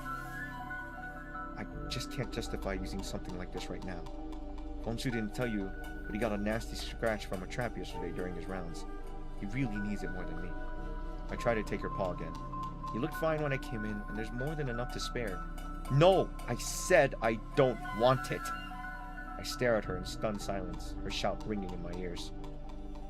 Finally, I gather myself and stand up. Alright, I will go help Fonshu with his injury. But, can we talk after I'm back? Suit yourself. I march off, my shoulders stiff to stop myself from shaking. I just spent 2 days circling the enemy faction's perimeters, waiting to raid their medical supplies. Of course, I'd also gather a lot of intel on their strategies and movement patterns. After I talk things out with Hei Fen, I should call a faction meeting to discuss our plan of attack, based on my new information. Hey, Fancy. Hey Sid, how's Hei Fen? Her wound is healed quite well, and she insisted that I use this on you instead. What? Me? I don't need that, I'm not hurt. Hei Fen said you got injured during your rounds. On the way in, I hadn't noticed him acting like he was injured, but now that I'm standing close to him, I can see he's holding his body at an angle. It seems like he's trying to only show me the right side of his torso to me. Turn your other side around. Really, I'm fine. I smirk and dash around him, pulling back his shirt. As Hei Fen said, I could see a long gash on the left side of his body. The shirt was slightly bloody as well on that side, an easy giveaway, which explains why he was angling it away from me. It's just good practice to not let weaknesses be easily accessed by another dog, even if we are teammates. I hadn't thought Fanshu to be particularly smart or tactical. Maybe it was just his instinct, calling her teammates dumb. Alright, come now. I don't want the solution drying out and going to waste. I'm fine, but I'm only doing this since Hei Fen said so. Finally, Fanshu stands still and allows me to treat his wound. Don't be so prideful. Hei Fen gave this up so you could stay alive. So stay alive anyway. Can't you just... You have a long gash along your chest. Can you just, like, take the wound treating, please? He fumbled before trailing off. At least that's what I think I heard. I wouldn't be so sure if I were you. Well, I'm not going to say that out loud, of course. On top of not seeming too bright, I've always considered Fanshu to be disposable when we joined this faction. He surprised me by being one of the last of us remaining. Damn. Sid has no care for this person, for this Shiba Inu. Endure and survive, huh?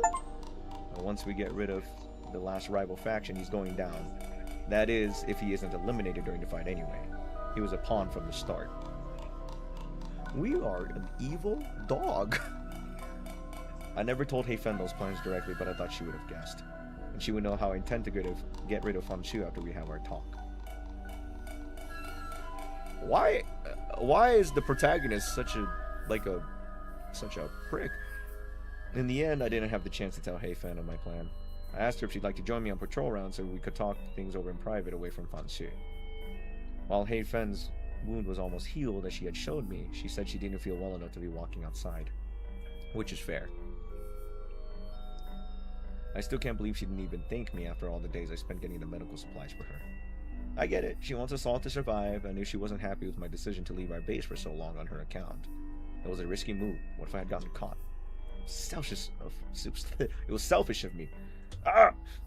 Oh, stop it, Sid. You did the right thing to work towards your goal. Oh, it's for the promise between Hei Fen and me. We promised we'd both progress to higher arena brackets so we can stay together.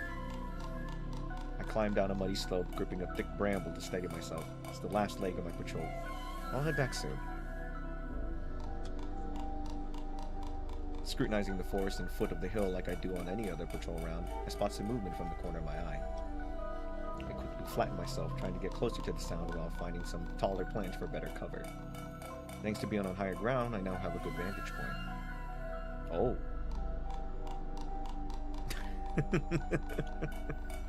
These sprites are funny. These sprites are so funny. I think they just grabbed PNGs of dogs and then threw vests on them.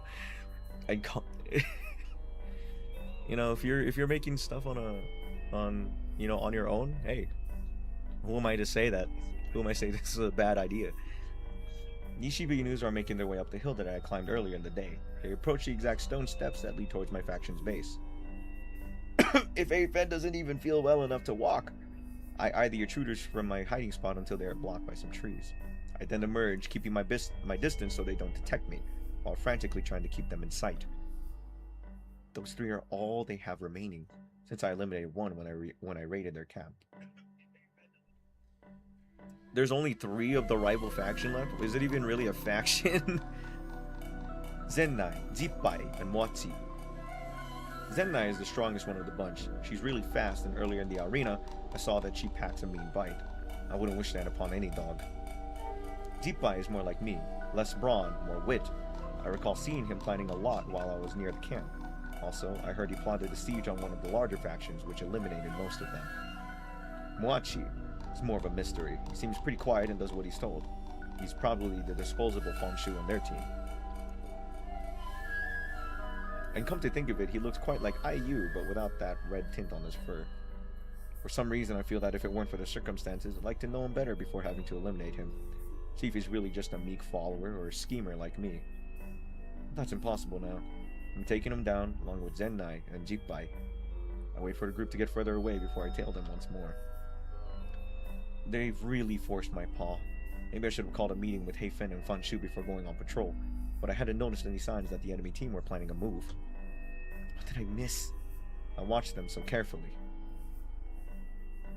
No time to think about that now. I need to make sure Heifen is safe. I press downhill towards our base as the other faction is almost there. They wouldn't know exactly where it is, right? Only the approximate location, right? My heart sinks as they prod around the entrance, quickly finding the hollow covered by undergrowth. Fish sticks, how did they find it so quickly? I don't know, because it's a big cave. It's a big cave covered by some vines. It's not crazy. It's not right. They didn't find it. They must have known. It must have been Olen, a previous member of my faction. She was eliminated while on a patrol nearby. Since nothing happened after elimination, I assume she didn't reveal anything. Perhaps they did press Olen for information. It's just that they waited till now to take action. If only I could sneak into one Heifen. Unfortunately, there's only the one entrance to our base. We made sure of that. It would take too much time for me to dig a tunnel now given the circumstances, and would make too much noise.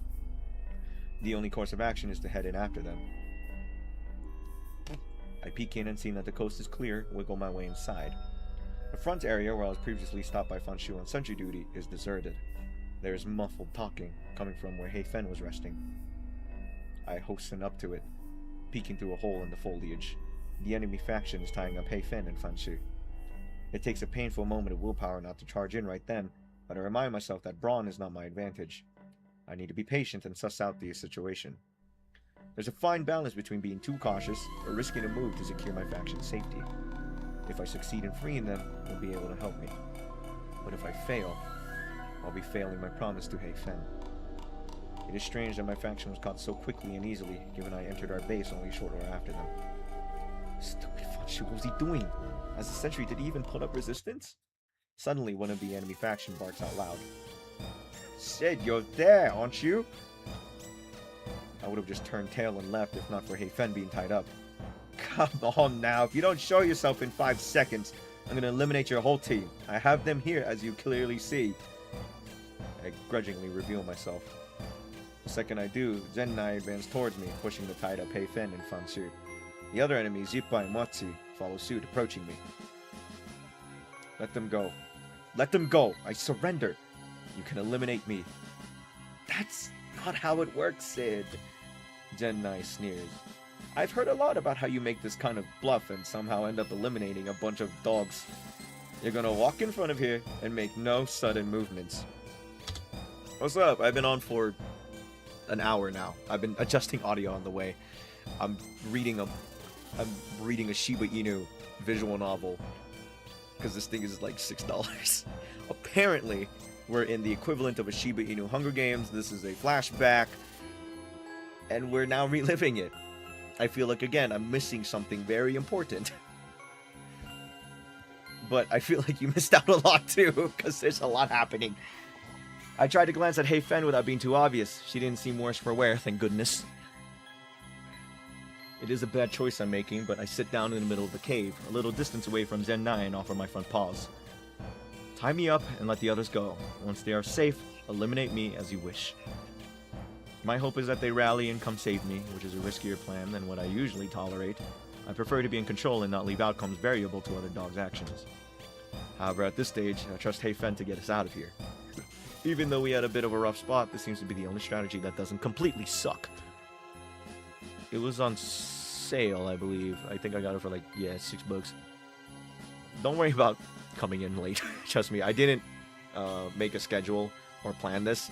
I'm currently not in good talks with my home arcade, so while I'm searching for an alternative, I'm going to be at home, streaming nonsense.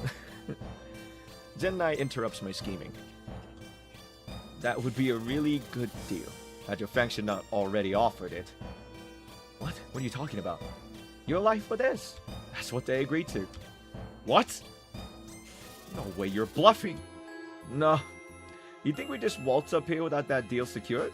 Hey, Fen, Fanshu, they both agreed to it before we came. Yeah, they went behind your back if that's what you're having difficulty grasping. No, this isn't true. We need to negotiate. Let me and Heifen go. He's telling the truth.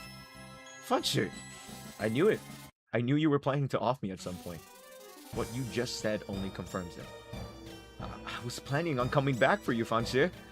Everything is unraveling. What should I do? I turned tail and dashed towards the entrance. Even if they made that deal, they'd have to catch me first. But they anticipated my move to escape. So, at the arcade, I don't particularly like the text and the management there. They're adding rules for the games that they don't play, aka the rhythm games. And they ended up kicking out one of my homeboys for wearing Skinners, even though Skinners are basically just alternatives to shoes, and I do not like them ever since then. So I'm trying to look for a different round 1 to stream at, and or a different arcade that has round 1 to stream at. Jipai, who is close to the door, runs towards me and knocks me flying. And winded, I see Fanshu shake loose his bindings, and so does Heifen. So it was true, they just pretended to be caught. I'll fend for myself and ask questions later. I cannot be eliminated. I leap back on my feet, just in time to see Jipai lunging towards me. Get her, that filthy white dot! I'm stunned for a moment, almost leaving me no time to react to my immediate threats. I sidestep Jipai and run towards Heifen. What did you just say? You heard what I said, you're a white dot, and white dots must be eliminated. Oh. From the corner of my eye, I see the third enemy, Mochi, charging into Zenai, sending her flying. Mochi? You're betraying us? I take the chance to barrel towards the cave exit. However, Jipai guards the exit and menacingly advances on me. Zenai bounds up to Mochi, swiping at him. That dog Mochi created a diversion for me. I owe him one. I'll ally with him, should the chance arise. I feint to swipe at Jipai. Cautiously, he dodges. Yeah, they really only give a fuck about the claw machines. Now's my chance! I dash out into the clearing and race downhill, my claws tearing into the stone steps. Now in the forest, I glance back and see all of them fast on my tail.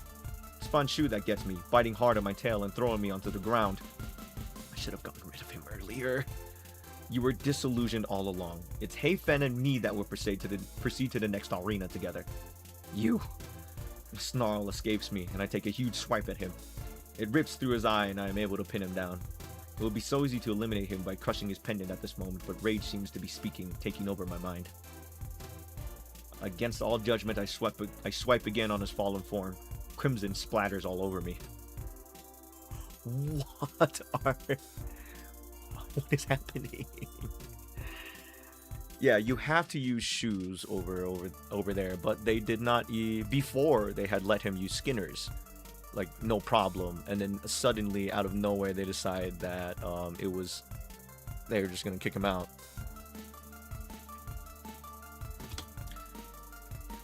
I hope you enjoy the stream while I'm reading this visual novel. I'm actually not, how do I say, familiar with visual novel streams or how to do them, so here we are. Whatever, it's all a simulated reality anyway. Oh, this is all simulated, thank God. I thought they were actually killing each other. They were like straight biting each other's throats off. I have no time left to spare and leave him there, continuing my frantic escape outside and down the hill.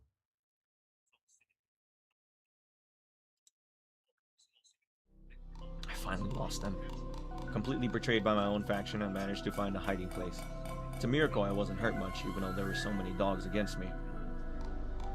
In our next encounter, I discovered that they are wary of me. The reason is that while eliminated dogs usually disappear, Fanshu did not.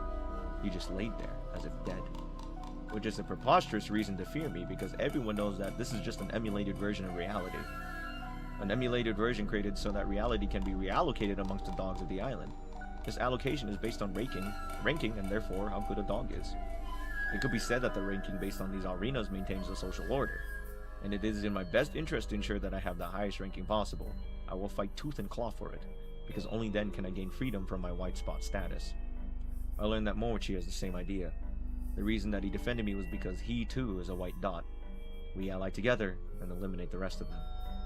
He says I saved his life, which I don't really understand, but maybe I unknowingly eliminated someone that would have eliminated him.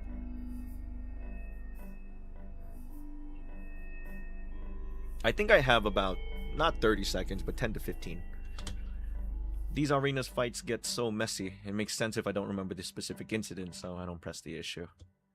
He proposes that I eliminate him, to which I agree. Present day, Island year 224.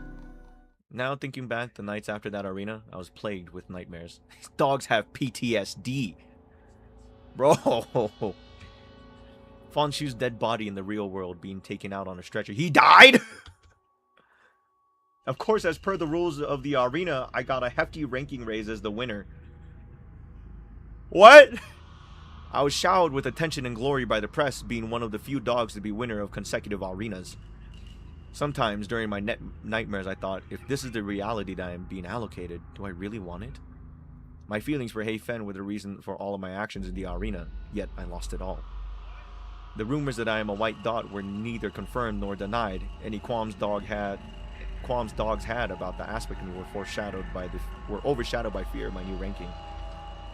I'm saying it cannot be this serious with these dog PNGs with sweaters and vests and coats. White dot is simply a term that refers to dogs born with abnormal dots on their fur, and they're racist. And they're discriminatory. Not only do they have a dystopian fighting system, they are discriminatory to each other. What is this? The reason I am technically am one is that I actually have some white dots on my back, where the fur isn't fully the same color. Honestly, I don't understand what the big deal is, although I also carefully hide the fact and make sure my clothing covers the dots. It's just one of those absurd ways Shiba Inus have to look down on one another apart from the arena rankings. Several months after the arena, I had pushed aside the memories and barely thought or felt about it anymore. I hypnotized myself into thinking that it was for the best, and the self-hypnosis worked. There was the next arena to look forward to after all, and I was not going to break my winning streak. I vowed to stand at the end of the final arena and look down on all the island as the new bearer of the Feather of Truth. What? You'd be making anything, bro. That was 16 years ago. How old am I? I fight to not think about Arena 9, but the truth is, deep in my mind, every single detail I remember vividly. The cave where Heifen and I promised to come out of the arena together. The forest where I struck down so many dogs, I hunted out every single one of them. I was utterly manipulated by Heifen. That is what I came to believe. But whenever I tried to figure out how I didn't see any warning signs, my mind just comes up with the explanation that her promise to me really had been genuine. Be it circumstance or just karma, I hated her, yet still loved her. We're gay. The protagonist is female. And Heifen is also female, so they're gay. Okay. And that was 16 years ago. Just remember that. It was 16 years ago. I'm going to be the 16th person to... It's the 16 years ago. I'm the 16th person. Oh my god.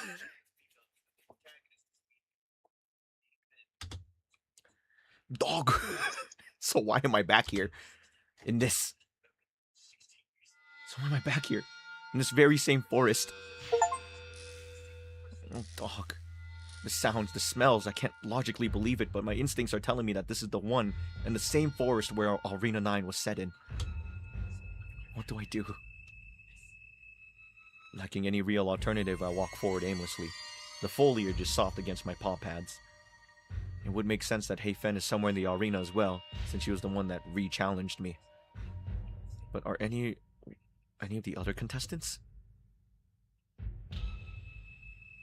I scanned my surroundings. I had made my way to higher ground so that I could figure out where I am in the arena. I can see a stream flowing through the forest. I recall that Max's camp was downstream while my camp was upstream. If only I could see more of the stream. The trees are blocking where it flows beyond a certain point.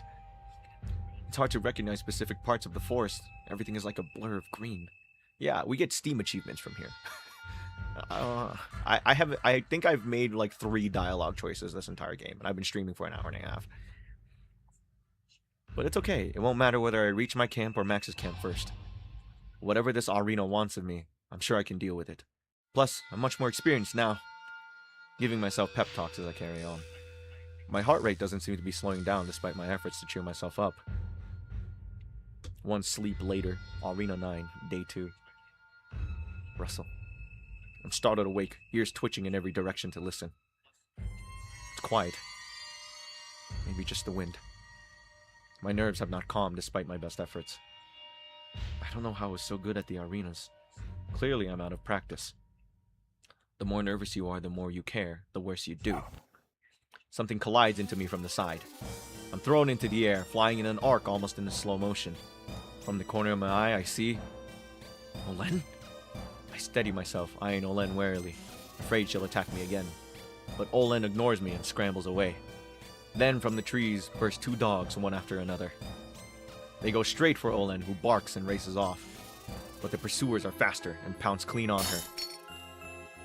I try to slink away, but can't help looking at Olen dissolving. She's gone, and I need to get out of here. Bro, they killed her. They blew her up. The attackers glance in my direction, and I flinch. Oh no, isn't that Jipai and Zennai? Jipai stares at me for a split second more, as if wanting to say something. Then she dashes off.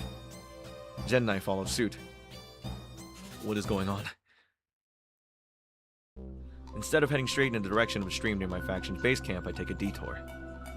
Since Jipai had been heading in that direction as well, he could set up an ambush. It'll take me longer to get to the base camp due to this detour, but I don't want to risk facing and fighting Jipai right now. It's been nagging at me away for a while now. How exactly does this arena work? As I can see, dogs are still to be eliminated as I saw Jipai due to Olen. But was that a reenactment of the past or what? In Arena 9, Olen was in my faction and was eliminated when she was tracking down Max's faction. That much I know. But I wasn't there to see it, so I don't know if that's exactly what happened. I don't even know exactly which day she was eliminated because we only became certain after several days had passed and she hadn't returned. I remember thinking she might have been the one that leaked our hideout location. Jipai could have gotten that information. Regardless of what they did in the past, and if what I just saw now was the same as the past, the fact those 2 dogs are here. Could that mean the real Jipai and Olen are in this re-challenge too? Huh? It's strange that I haven't seen the other dogs since then. Oh yeah, the My Study Live. I got flagged for that, by the way, because it was unoriginal, since I was watching YouTube videos. If dogs like Jipai and Olen are participating in this arena re-challenge, then maybe it's dogs that opt in that are here? That would explain why I haven't seen any other dogs. Or maybe they were already eliminated. Why am I so happy? But since I haven't done any eliminating, who else could have eliminated so many dogs? Not Heifen, that's for sure. Haha. The landscape turns more familiar as I near the stream I had seen during the first day. I patrolled this area many times before. This was the outskirts of my faction's patrol route. Muscle memory guides me as I make my way uphill. It gets more and more difficult to suppress the memories of what had happened on Arena 9. Oh yeah, I'll use my notes next time. I think they might... I don't think they'll look at it. And plus, I think I'm doing these home streams more on YouTube, so I can build more of an algorithm again. So I don't think YouTube will flag me for that. I want to turn tail and run, but self-preservation keeps me from doing anything rash. I want to get this arena over with. I think I believe I left my arena days in the past for good. After that disaster with Heifen and Fanshu backstabbing me, I found Zennai and Jipai a couple of days later. I eliminated them, and it felt so good. What is happening with our protagonist? What is happening? No, Sid, stop that. I might have enjoyed the thrill of the competition at the time, but I've changed. And I went to canine-da. I've become a kinder dog. I wonder how Heifen was eliminated back then. It was either Zennai or Jipai that did it, before Max and I found them. And it couldn't have been Fanshu because... Never mind. I wonder if it had been me and Heifen left. Could I have dealt her the final blow? How would I have reacted emotionally if I had to face her one-on-one? Wrong as it sounds, I'm secretly grateful that Genai and Jipai saved me the whole trouble of dealing with Heifen again. Because this is, yeah, no, our protagonist moved away from Taipa and lived their life in Canada after this arena. And apparently they were a really, really, really like impressive dog. And now that they're being re-challenged again in the present day, all that stuff is coming back to them. It's 9:44. I'm gonna be ending stream at around 10 o'clock here, so I got 15 minutes. So I think we can finish a chapter, and then we'll be good. I don't know how this thing is actually organized. It just says it's just we go through it. I near the cave, slowing my pace to a crawl as I try not to make any other sounds. There it is! The cave entrance, so familiar to me, yet so eerie to see again. I have a strange urge to go inside, as if it were a museum that stored my memories in a pristine state before everything went to pieces. But I shake my head, tearing my eyes away. I circle around to the side to find a hiding place, listening carefully in case anyone comes. Yeah, this game is fairly nice. I should be careful. I really don't think a re-challenge is supposed to make contestants friendlier towards me than the first time around.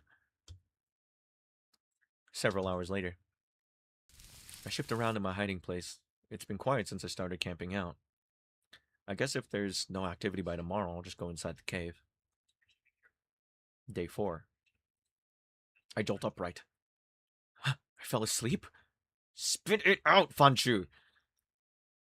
Fanshu? I poke my head out as much as I can.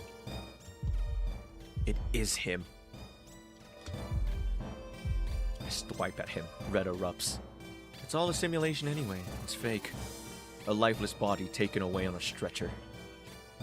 Dogs muttering as we exit the Ari simulation center. She's a killer. She'll kill you in the arenas. Better not be in the same bracket as her. Did you hear? She's a white dog. One of the contestants in that Arena 9 says she saw it. Shh. Don't want to get killed. It's Fanshu. Moving, talking. How is he here? What is this? Could he still be alive? Can the dead participate in arenas? Tell me now, you hear?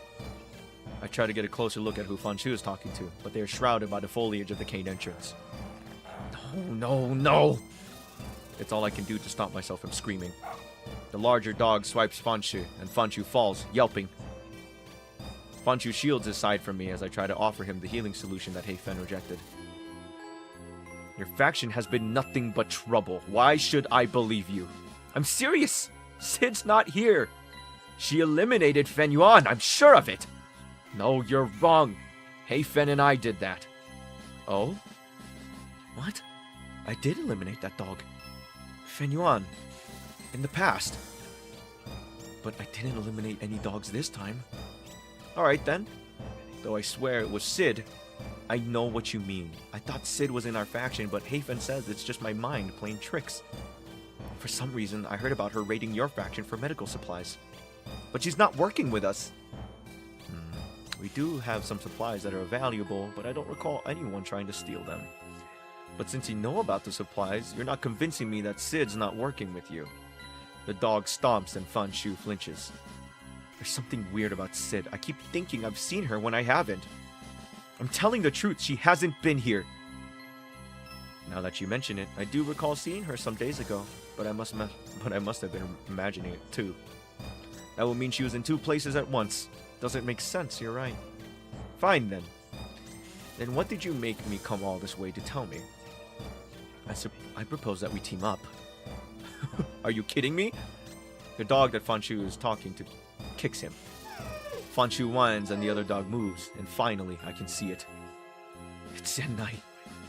Serious! We want to find Sid and eliminate her. Whether Fanshu is alive or dead, I still need to make sure I survive this. And why do we need to team up for that? You've heard of how she's ranked in the past, no? Well, I know she's a threat, but so am I. I don't disagree, but Heifen said she knew Sid before this arena. Sid's gotten the top spot in every single arena she's ever been in. I didn't know that. Well, if Afen is so worried about Sid, why doesn't she go find Sid herself? Like I said, Sid's too dangerous. But here's our proposal. Sid is a white dot, and Heifen will be the bait. Oh, that makes a lot of sense. I shrink instinctively, my face burning red with embarrassment, even though I don't think they can see me. Why won't they just let me live? Heifen will be back soon, and we'll discuss the details if you stick around. And let myself be in a 2 versus 1 situation? No thanks. Fine. I'll tell you the plan, and you get your faction to follow it. You and your faction come here tomorrow at noon. The entrance to our cave is here. Wait, for Sid to show up, and then pretend to capture me and Heifen. Alright, it's a deal. She rises and heads off downhill. Fanshu pushes aside the brambles inside the cave and disappears within. What a load of trouble. Sometime later, I'm still camping in the same spot when I hear some steps approaching from the stone path. It's her!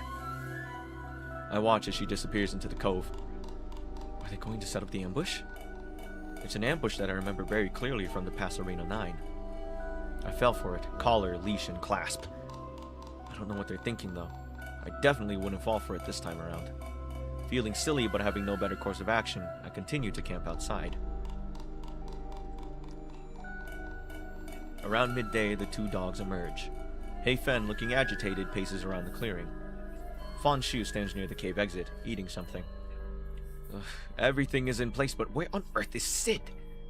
Don't worry. Once we have the other faction's help, we can find her. All right. Heifen whips around and glares at Fanshu.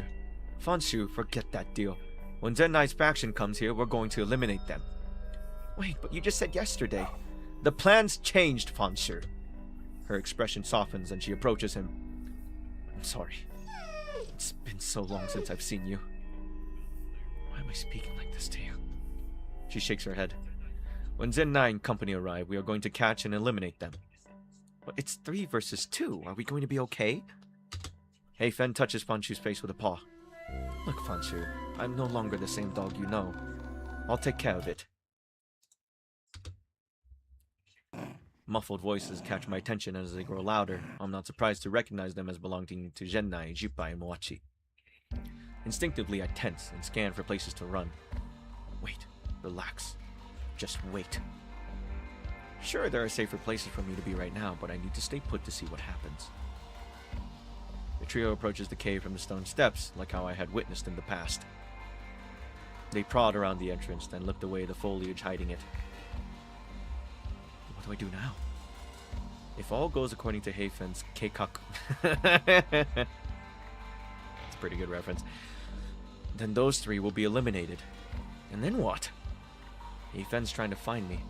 That I heard from Fanshu and Z6hi's conversation. So should I bother sticking around to see what happens? Right now, all those 5 dogs are occupied. It's my opportunity to set up an ambush. Fittingly, a good location to do that would be the forest clearing where I first eliminated Fanshu. What do I do?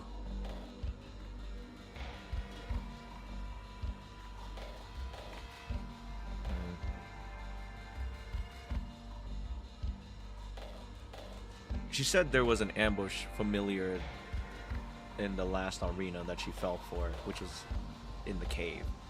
So I think we should head out to set up an ambush. I softly move from my hiding spot to the stone steps, keeping an eye on these cave entrance in case anyone comes out. First, I'm going to leave a fake trail. I trample some of the foliage and leave some paw prints purposely directed downhill. Now I've got to get to the forest with enough time to set up an ambush. Once I made it far enough, I start jumping down the steps 2 by 2. At the foot of the hill, I leave some more paw prints heading further into the forest. I now double back, making sure to tread lightly and hide on a small bank overlooking the path. You know what they say, as long as you're crouching, the enemy will never hear you, never see you, just press C. If they don't come by after a while, I'll have to go back up the cave and see what happened. It would be great if they all eliminated each other. That would save me so much trouble. I'm just so happy.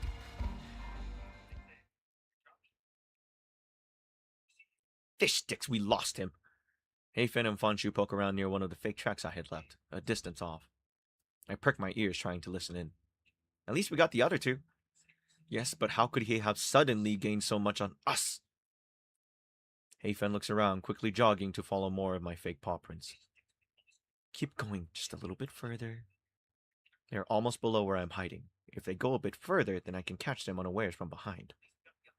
The two of them continue down the path, and I prepare myself to follow them. Heifen starts running back, right up the bank towards me. Run! There you are! On the forest path, Heifen and Fanshu corner me. Hey, Fanshu, aren't we on the same faction? You're not following the plan. Yes, we are in the same faction, but how dare you? Heifen lunges at me. You're a monster! No, what are you talking about? He's not even real! Okay, maybe I shouldn't have said that. Gotcha! Max, or Moachi, as he was called at the time, jumps on Heifen. I pounce on Fanshu while Heifen is distracted. Since I already know that Fanshu has a wound on his side, I immediately swipe at it, giving it all that I've got. He falls immediately, howling. Ha ha ha ha! Heifen strikes Moachi. Max! Sorry, I couldn't save you this time around, old friend. But I don't think you're real here. Heifen turns, staring when he sees Fanshu in pain. I don't make a move to eliminate Fanshu while he's down, instead standing still and facing Heifen. Look, I didn't mean to kill him in the past. What's the point of telling me this all these years after? You can't change the fact that you killed him. I'm not denying that. Who did you kill? Heifen and I both ignore him. I'm not naive enough to think that if you don't kill him now, that he'd be alive again. Who knows? Maybe the feather can revive dead dogs. I haven't tried, but to be honest with myself, I doubt it. But I told you that if you lose this arena, the feather goes to me, remember?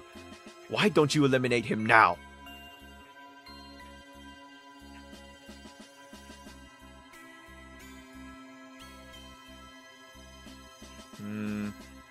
I wonder where they get the pigs too.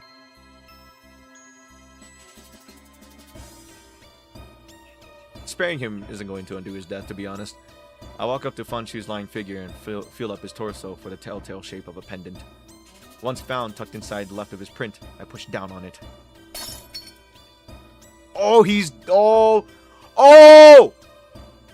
Why would she say that? I don't know how many chapters we have. History. We're gonna save here,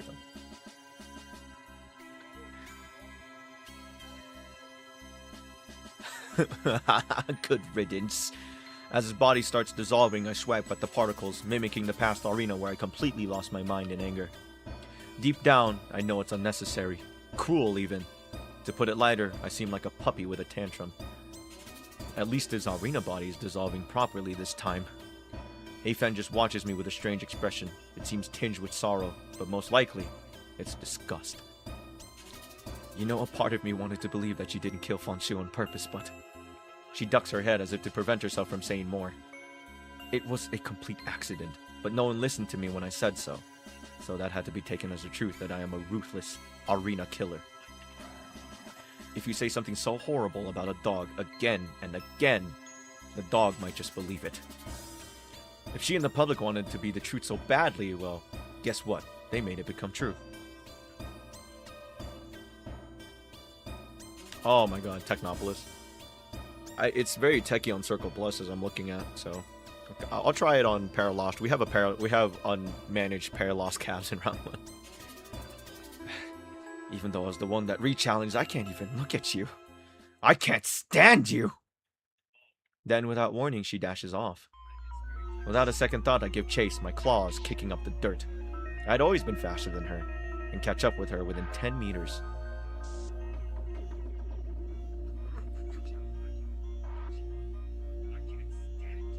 I'm gonna tackle her. I throw her down on the ground by her neck, ready to hold her down with my forelegs. She rolls to the side and I miss. Her movements aren't fast enough to put distance between us, and I fling myself on her again. This time I manage to pin her down proper. You've never had to fight in the real world, have you? It's not even about brute force like I'd always believed. especially when you try to play wrestle with dogs twice your size. It's about being able to let go of rationality, doing what the others wouldn't expect. You don't know I've changed, and probably are basing your expectations off how I acted in the past. It's so damn easy to eliminate you. I'm just ranting at the moment. I am aware. I can't stop it. The misunderstandings festering over 15 years, just overflowing, spilling out of me. Offline caps. Yeah, offline caps. Hey Fen is struggling against me, and is putting up a good effort too. I don't have time to waste. Just eliminate her now. No guarantee. Don't waste time. Ask about her true opinion. Okay, since we are a changed dog, let's try to attempt to sort out some misunderstandings. Surely, okay, they have to listen to us. It's been 15 years. Surely, can't just like be mad at me forever, you know? It's not, you can't. I didn't kill him. I never killed him. And now that I have you in a position that I can kill you, I'm gonna let you know I'm not gonna kill you, and I'm gonna kill him. I didn't kill him.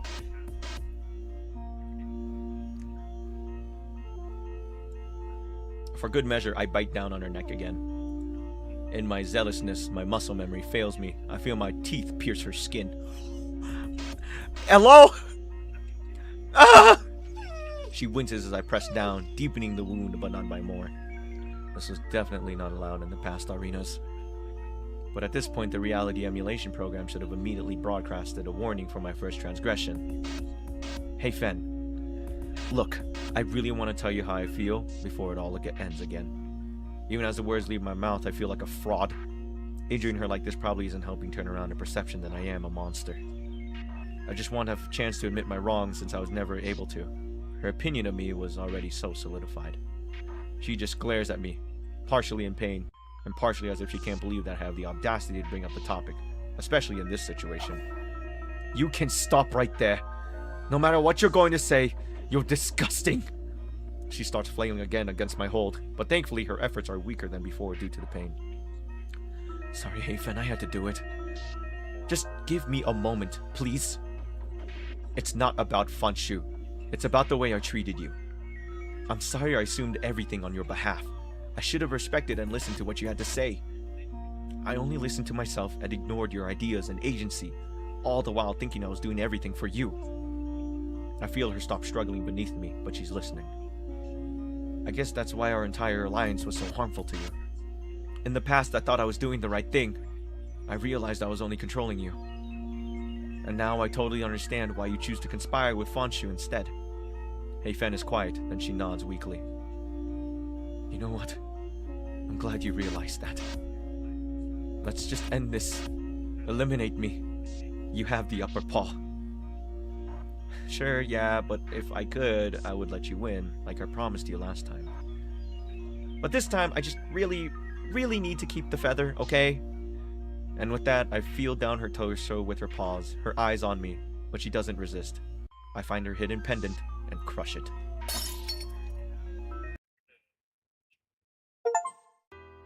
I'm back in this body. So tired of this body's cumbersome and heavy.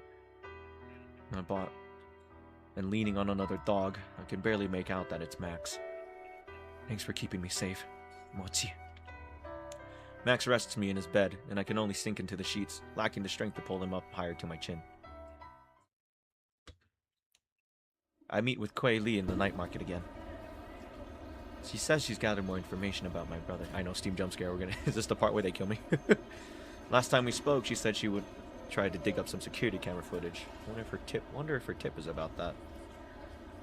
Okay, we're gonna finish up what Kuei Li has to say, and then we're gonna end the stream.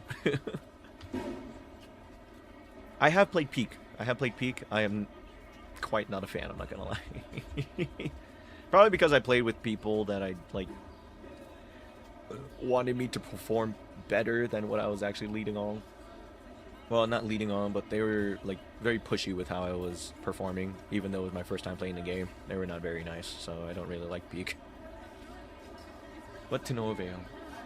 I went to check out the two stations that Chuan had rigged his MRT transaction records to show day after day, and J Station and KH Station. I wonder if instead of having rigged the records, he really did live in one of those areas after I left the island. But the transaction stamps are caninely impossible. No dog could physically scan its pendant at the MRT gates consistently down to the millisecond. Regardless, after visiting NJ Station and KA Station, my trail had run cold. I have no idea about Chunwen's fate. I had no idea what he could be doing in those two locations. I'm so ashamed that I ran away, but that's what I'm trying to fix now. I want to know where he is. I want to know what he's doing. And there's just this feeling that something is wrong. I set the transaction times to 9 and 5. Is it a hint pointing to a work facility? Oh yeah, no, I can never really reach the top of the peak on my own. Or even with people. It's hard. A dog of his ranking wouldn't have that sort of activity pattern anyhow. Day to day, he wouldn't even need to use public transit if he wished. Though I wouldn't put it past him to take transit just to try it. I ordered on IU jelly lemonade, my favorite drink. Well, second to bubble milk tea. It's Kuei Lee. Hell yeah. Just after I get my order and return to my seat, I spot Kuei Lee coming in. For fun, I don't wave to her, just curious to see how long it takes her to find me. But she spots me very quickly. Hey, there you are! Hi, Kuei Lee. She plops down across from me. How are you doing? I'm good. I'm alright. I hope you have something helpful for me today. You do, in fact. Though you're not going to ask me how I'm doing. Cold and straight to the business as usual. How are you doing? Kuei Lee grins cheekily, smug that I listened to her. The truth is, she has grown on me, despite my efforts not to get close. I think this might be the only live stream of this game too. Dude, she's massive. She's stupid big. After the initial distance I put between us, she's yet to demonstrate any ulterior motive. Hopefully this won't be a mistake. I've made so many mistakes in the past, trusting dogs that offer me a deal too good to be true. Well, I've been good. I've been great. Just waltzing my way around town as only a Labrador can. There, you happy now? That response wasn't anything of substance. I didn't even need to know that. It doesn't enhance our relationship or trust. Why would you care if I asked how you're doing? At this point, I'm just messing with her. And part of me is just curious as to how she would respond. Well, your answer was also just, I'm good, I'm alright. Which is typically just a canned response. By the way, you said I'm alright makes me feel like it's not alright. So there was some information to be gleaned, and therefore it wasn't a useless question. From that, I think I deserve to be judged based on even ground here. Okay, fine. You're right, I'm not that alright. I'm feeling a bit down, in fact. I tried poking around the two locations from the travel logs. I didn't get any results. The area was just too broad, and I know nothing about how my brother is related to these two areas. You know, I'm a bit surprised you'd even admit that you're feeling down. The Sid I research would never say that. Yeah, I would never say something like that to a busybody stranger like you. I stick out my tongue trying to make it clear I'm just joking. No, to be honest, I've mellowed down considerably since those arena years, if I do say so myself. But, you know, some habits do remain. In the re-challenged Arena 9 with Heifen yesterday, I was afraid of the sides of me it had reawakened. And I was afraid of how quickly my mind relapsed to scheme ruthlessly against others. Yeah, that explains why you're still so rude and cold. Even though I'm the only one that gave you the last solid lead you have about your brother. Maybe this one will make you really warm up to me. She playfully makes a flourish with her paws. I take a sip of my lemonade. The IU jelly is so juicy and refreshing. Good. I'm listening. I don't know if this is the ending. I don't know how long this book is. I don't know how long these visual novels are. Apparently there's 10 different endings. I don't know how. Well, I was able to get some security footage. The unfortunate part is that there's no real sign of him on the dates after the final arena. Right. I suppose that's it then? The lead is that? There's no trace of him? Say, Kuei Lee. Yeah, Sid? I'm gonna be frank with you. Her ears perk up and she looks at me attentively, but also in a way that seems like she's bracing for a rude comment or joke. Not because I truly, fully trust you, but, you know, it might help the investigation. You know what? I'll take that. Though my instinct tells me it's a mixture of both. You're just saying it's for the investigation so you don't have to admit you're starting to trust me. I grin at her, sheepishly. That's not how this works. But anyway, back on topic. I'm really concerned about whether my brother's if he's even alive. Kuei Li lets out a heavy sigh. Right, I get it. You haven't seen him in ages. I nod. You have no idea where he might be. I nod. The island is a dangerous place. I nod. For dogs that don't rank high like your brother. My point is, there's no reason for him to be in danger. It's more likely that he's gone into hiding. Right. I want to object. The previous day's arena encounter came into mind. I have the highest ranking for dog's sake, and I still get threatened and targeted. Maybe Chunwen was being targeted as well, despite not being the bearer of the feather. I think I would tell Kuei Li about the re-challenge arena when I have the chance. I think I trust her enough to. So, say he's alive. Is there anything in the footage to support that? Well, in the footage of the days before your last arena, he physically showed up at the stations around 9 AM and 5 PM. But the timestamps when the cameras captured him scanning his pendant aren't the exact same as what's on the transaction logs. For example, the logs show 9 o'clock daily, but on the cameras it's more of a caninely possible situation, such as 9:01 and 53 seconds. He would arrive on time, but since there are other dogs in front of him, he couldn't control exactly when he scans his pendant on the gate. Another interesting thing the footage shows is that he was wearing some sort of uniform. With that, she plugs a photo out of her bag. It's the same uniform for a few days in a row before the day of the final arena. I think this could be a hint. I squint and peer close at the picture. It's very blurry and hard to make out the lettering on the uniform. It's likely a logo, and just being able to have this image captured is a great lead. Do you recognize this uniform at all? I wish, but no. Do you? I have some ideas, but didn't have time to double check. I'll send you a list of anything remotely similar to it, and maybe something will ring a bell? I guess I'm a bit surprised. The reason I didn't do more in-depth research is that I thought you'd recognize something that your brother wore so often. Not to make you feel bad about it or anything. I'll just do a more thorough check of businesses and work facilities in the area.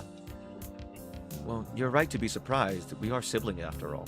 It's a safe assumption that I might know something, but the truth is, we weren't living together at the time anymore. Sure, we messaged and met up now and then, but I was focused on my high-tier arenas, and so was he. At the time, it seemed like everything was coming to an end so soon. So I just toughed it out, barely in contact with anybody. I knew he was doing well in his arenas, but who'd have known that our brackets would meet just like that? It was a bracket that made the news for sure. But it wasn't half as scandalous as the news when the winner just ran away with the very prized feather that kept dogs motivated to win the arenas. I mean, I knew it was unavoidable to be talked about, but I wasn't around to know what was said about me. I'm still been too ashamed to ask Max about what happened after I left. I could also look up news articles, but same thing, too embarrassed. Don't worry about it. It was mostly unfounded speculation. Only you know the truth of what happened. It's your life. I guess so. Anyway, I'll hold on to this photo, and you should send me a list of places you think it might be from. Yep, there's a list that I quickly generated from an image recognition search. I just haven't gone through them manually yet to see what might make sense. That can be our next step. Thanks a lot for the help. You're welcome. You know what? Want to go to the 2 stations and walk around? Maybe we'll happen upon something? Hey, that's a good idea. I finished my beverage and washed the sweet aftertaste down. I put the photo of my brother securely inside my sweater and we set off. At the MRT, I used my usual method to enter the stations, hiding my pendant face. First, we traveled to the NJ station. It's near the central zone, 2 stops down the green line from our current location. I'm just waiting for the time that we stop talking to Kuei Li, and then I'll end the stream, but it looks like we're going to be here for a little longer. We decide to comb the area street by street. Kuei Li pulls up a map up on her wrist phone, and we stroll down 1 street, then walk around 1 block, covering all sides. We then move on to the next block. By the way, Kuei Li, I need to tell you something. Kuei Li looks over and nods, signing her attention. So I was challenged to some sort of arena rematch yesterday. Kuei Li stops in her tracks, her expression concerned. Go on. It was one of the runner-ups from my 9th arena. Somehow she found me after my lunch with Max. I didn't believe her at first. When she took out her pendant, mine reacted to it. I know, one more game. We entered an arena, generated for just the two of us. But this re-challenge arena was some sort of replay of the actual arena that happened between the two of us. It was weird. I had the consciousness of the me in the past arena. I don't know if that makes sense. It wasn't a new arena from scratch, but like I said, a re-challenge? That's the term the challenger used. Both of us were free to act as we wished, but the other participants in the arena all acted the same way as they did in the past, or only changed minorly in reaction to me or the challenger's new actions. It was like we were given the chance to change what we would have liked to challenge. We would have liked to change, and the arena would run its course with the decisions of our present selves. But I already knew what happened in the past arena. That's the thing. So that knowledge helped me deal with the other participants, even if I was clueless as how the re-challenge arena worked at first. I was able to outwit the challenger herself as well, and so I won this one. And that's why I'm worried that if I'm being targeted and allowed to be re-challenged one-on-one, the same could have happened to my brother as well. Kuei Li is silent, processing the information. Did the challenger tell you what she would be getting out of this? She said that if any re-challenger wins, they will get the Feather of Truth. Just like that? I shrug. She wasn't very clear about it, but my pendant reacted to hers, so I imagined something was programmed in place. You remember how in official ARI-regulated arenas, we go to those rooms and then are connected to the emulated reality with our pendants? Our pendants still connected us, but this time out in the open, not in the ARI buildings, and just one-on-one. Interesting and strange, but I believe it. Though it's so unfair they could just take the feather if they win? Decades of your hard work down the drain just like that? Perhaps it is unfair, but maybe it's just righting the wrong that the feather went to someone like me. Sounds like someone's feeling awfully guilty about this whole feather bearer thing. Guilty? I guess I've never kept it a secret from Max. You'd be surprised how offended dogs get when you have second thoughts about the prize dangled in front of their noses year after year, while they were forced to participate in the arenas. It's not like every dog cares about the feather. Most just want the high ranking so they pretty much can do what they please on this island. You can live a life just fine without the feather itself, which is not the sole purpose of the arenas. I just feel hypocritical speaking ill of holding such power when I am the one that holds it. As we continue walking, I spot a sign that has similar red lettering to Chunwen's uniform in the photo. I take it out to compare. Do you think that could be the logo? Ma Mao Enterprises. See red font, slightly slanted. It's missing that oval around it though. You're right. Features, font size, color, perhaps one hot encoding that flourishes around the words. What are you talking about? Oh, sorry, just a habit. Let's keep looking. We head down the next block. Kuei Li pulls up her hologram map and makes the route we've walked so far. I'm just wondering, what were you expecting when you were gunning for the feather?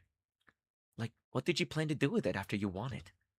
If you had any specific plans for it at all. Oh, it's funny because in the very beginning as a puppy, I wasn't interested in the feather in the slightest.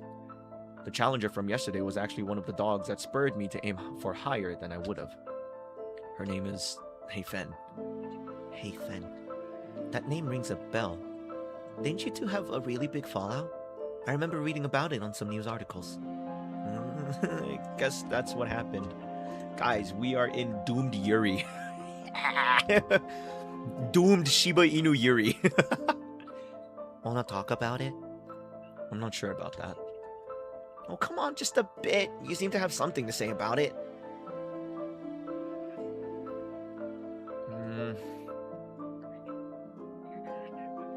Let's see what she has on Heifen first. Well, first of all, what do you know about the fallout? I remember back when that happened, she gave some interviews that accused you of being a white dog. The rumors were never confirmed though, or dogs just didn't care. I suppose you found those interviews in the news archives? Yep, was a hassle, I tell you. Nothing was digitalized. Anything else you found out about her? Well, she ended up with rank 45 after all her arenas. So, not so powerful per se, but just good enough to not have a difficult life. I wonder if all her ambition disappeared when she realized she couldn't win against you, whether in the arenas or the real world. But the way she was smearing you publicly, she really seemed set on ruining your private life. I think she was just focused on the wrong thing. Maybe if she directed all that energy toward her actual arenas, she'd have done better than rank 45. How did you find that anyway? I thought ranking databases aren't published. Oh, come on. I found out that much about you just from arena information. You think I wouldn't have remembered some things about your competitors? Where exactly did you read that her rank was 45, though? I just guesstimated it from her other arenas. I feel like you're hiding something. Alright, I do have some access to certain ranking information, but I can't say more than that. Just when I start to trust her, there's stuff like this. She knows way too much to be a normal dog. Fine. But expect to tell me about it soon. Whatever it is you have access to could be very useful. Will do, I promise. That ended up being very helpful. I'd love to get my paws on whatever access Kuei Li has. This Labrador, I really want to trust her. She seems really sweet. It's just that she seems very conniving as well. We cover another 2 blocks, scanning the signage for the logo on my brother's uniform with some false alarms. I take some photos of those who we confirm to be not a match, just in case. Of course, I also photograph the ones that are still ambiguous. I wonder if I could figure out which dogs are going to re-challenge me. I suppose it's only dogs that have participated in an arena with you? Hence the re-challenge? Yeah, the fact that re-challenge arena held the state or the memories of what happened in the past points to them being against dogs I have competed against. Say, Kuei Li, have you competed in the arenas? I have. But it's strange. It's more like I have memories of them. What do you mean? You know that whole waking up feeling? Like your consciousness is a bit woozy. Like the memories created in the arenas are trying to fuse into your physical body. I kind of get what you're saying. The way I think it works is that the memories are being downloaded back to our physical body. That might be what you're describing. Yeah, I do have memories, but not that feeling you get when you know a memory is 100% correct. Like the corresponding muscle memory isn't there. I don't think I noticed a lack of muscle memory. To me, it felt like I did physically carry out the actions in the arenas. Though that could have just been a trick of the mind to reconcile my memories with my physical body.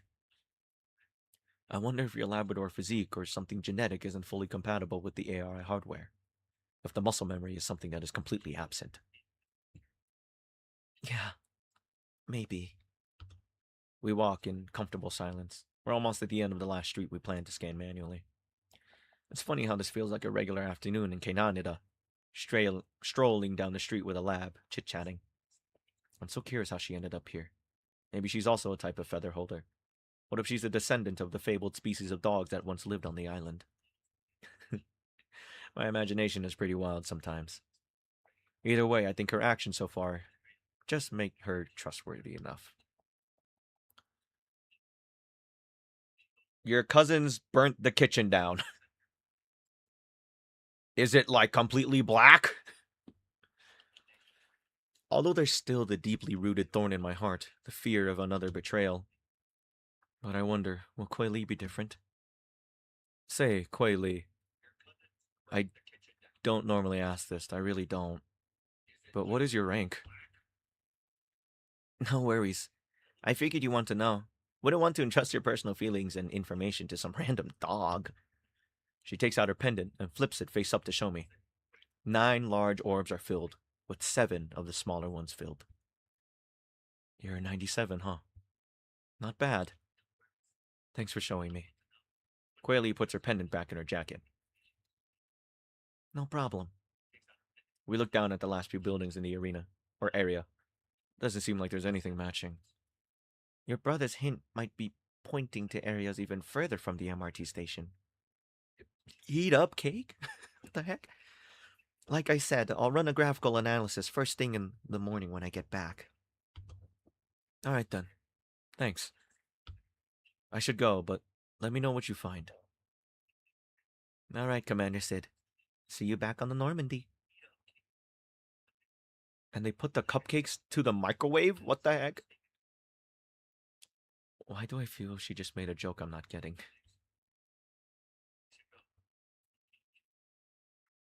Okay. We are now finally at a time that we are not talking to Quayle. So I'm gonna say right here, and I want to let you guys know.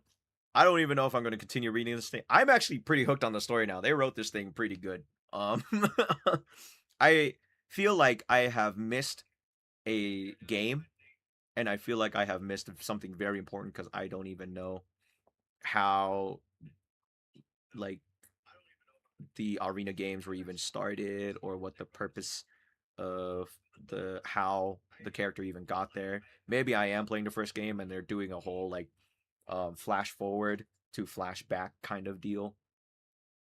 And but I will say what I'm reading right now is very interesting.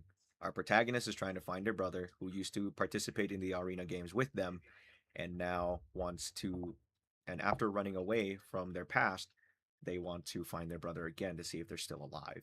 That sounds pretty sick. And it's all using free PNGs of Shiba Inus. I kid you not, I have some of these. I swear to you, I have some of these in here. Hold on.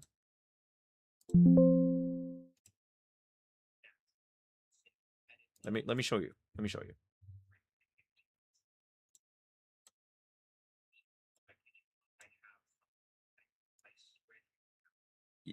Yeah, no, there's like a story that there's some kind of thing that happens and it's like what?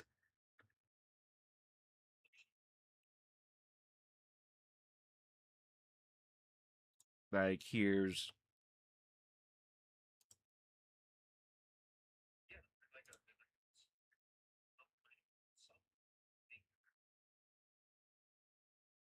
like again this one I have here, that one I have, and that's I swear they use one of those assets. The only difference is that the back leg is sticking out.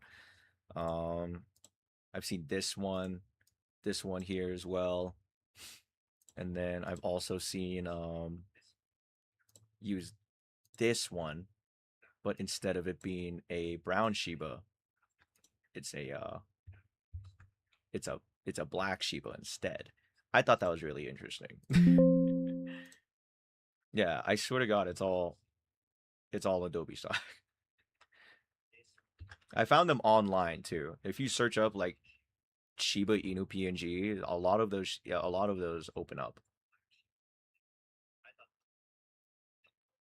But let's go. Let's save again. Double check. Override or save. Main menu. Yes. That was stream 1 of a summer with the Shiba Inu.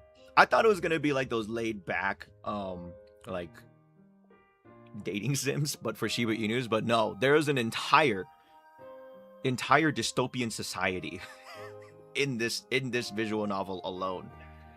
The background, I have no idea. Yeah, like yeah, Shibas are just everywhere. Shibas will be everywhere when I make a Discord server. One day. How many streams are you doing? I'm gonna do as much as I can to complete one playthrough and see what ending I get.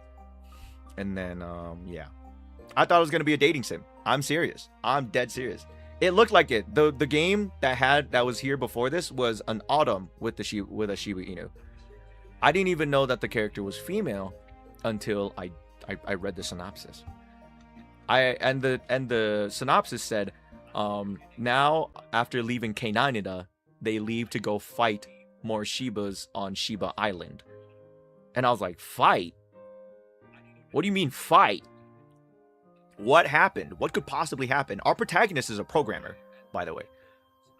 After leaving the arena, apparently, their life was completely, peaceful in canine-da.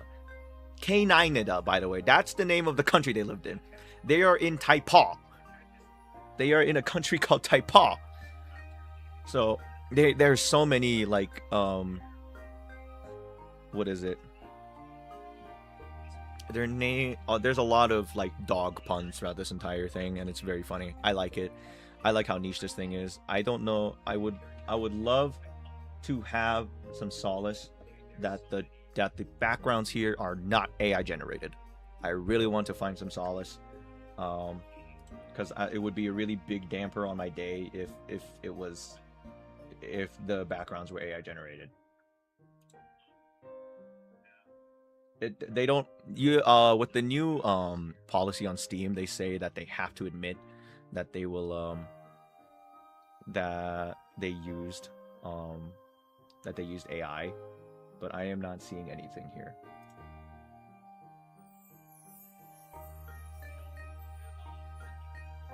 Huh. This game has awards.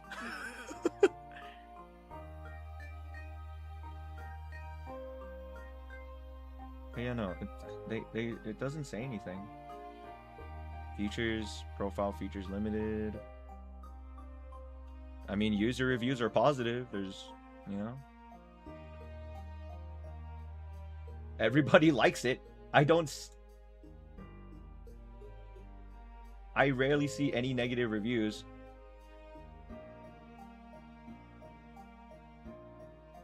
Yeah, no, it looks. There's only one bad review out of the 16, 15, out of the 40 people that reviewed this.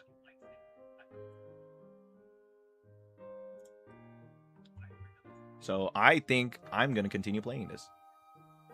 I bought this game actually for $8.99.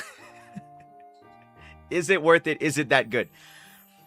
The story's pretty solid. I think it's worth $8. I'm sorry. I am very interested in this 9. Okay, technically it was $8.99, so it's $9 plus tax. I have no reason to stop playing. Like, I'm genuinely interested in this story, and they hooked me. At the first hour, I promise you, I was slogging through it. I felt like I was like losing my mind. I was losing my patience. I was like, what even is this game about? And as the story progressed, and as I put the pieces together on what the situation our protagonist is in, it makes it really like gets you once you start like putting it together. So I think I'm gonna continue playing this to complete one playthrough, and then we're gonna continue. we're gonna keep playing this until we're gonna keep playing this as many streams as it takes. I'm actually, yeah. Once they get this to the front page, I hope they. This game is actually kind of cool. Yeah, I'll get the OG award. I was the first person to stream it. The first person to stream a summer with the Shiba Inu. But yeah, no. Since I am actually quite broke after Anime Expo and Serendipity, I will be doing a lot more home streams and actually set up a schedule so that I can stream more to you guys and make a better algorithm for all 3 of my platforms. So I hope that you can continue to watch and enjoy the background and experience this game with me. So as I'm here and hold on. As I am here and pretty excited for this new visual novel, I hope you guys I hope you tell your friends. I hope you tell your friends about this game. I hope you hop into the stream and let them know that that this is not a game to be slept on. There's some pretty good stuff in here. So, and to bring up the Shiba algorithm, because I'm starting practically new compared to TikTok and Instagram. If I were to do this on TikTok, I'm sure people would be, people would be watching. I do have my YouTube on, but it's just the fact that I don't post videos that people don't check it. So we're gonna change that this entire summer. We're gonna change that, and with me, I'm going into clinical rotations, and I'm gonna be working part-time as well. So I will have virtually no time to post, no time to stream my, but I'm sure we can do some my live streams in some way, shape, or form. So yeah. I will post my IG and a lot of my IG TikTok videos. I will schedule a lot of that stuff onto my YouTube probably by the end of this week, so that I can just have one reel be posted every 2 days, or a YouTube short every 2 days. I have a lot of backlog, obviously, so we can slowly get there. So this is the summer lock-in. We have until August.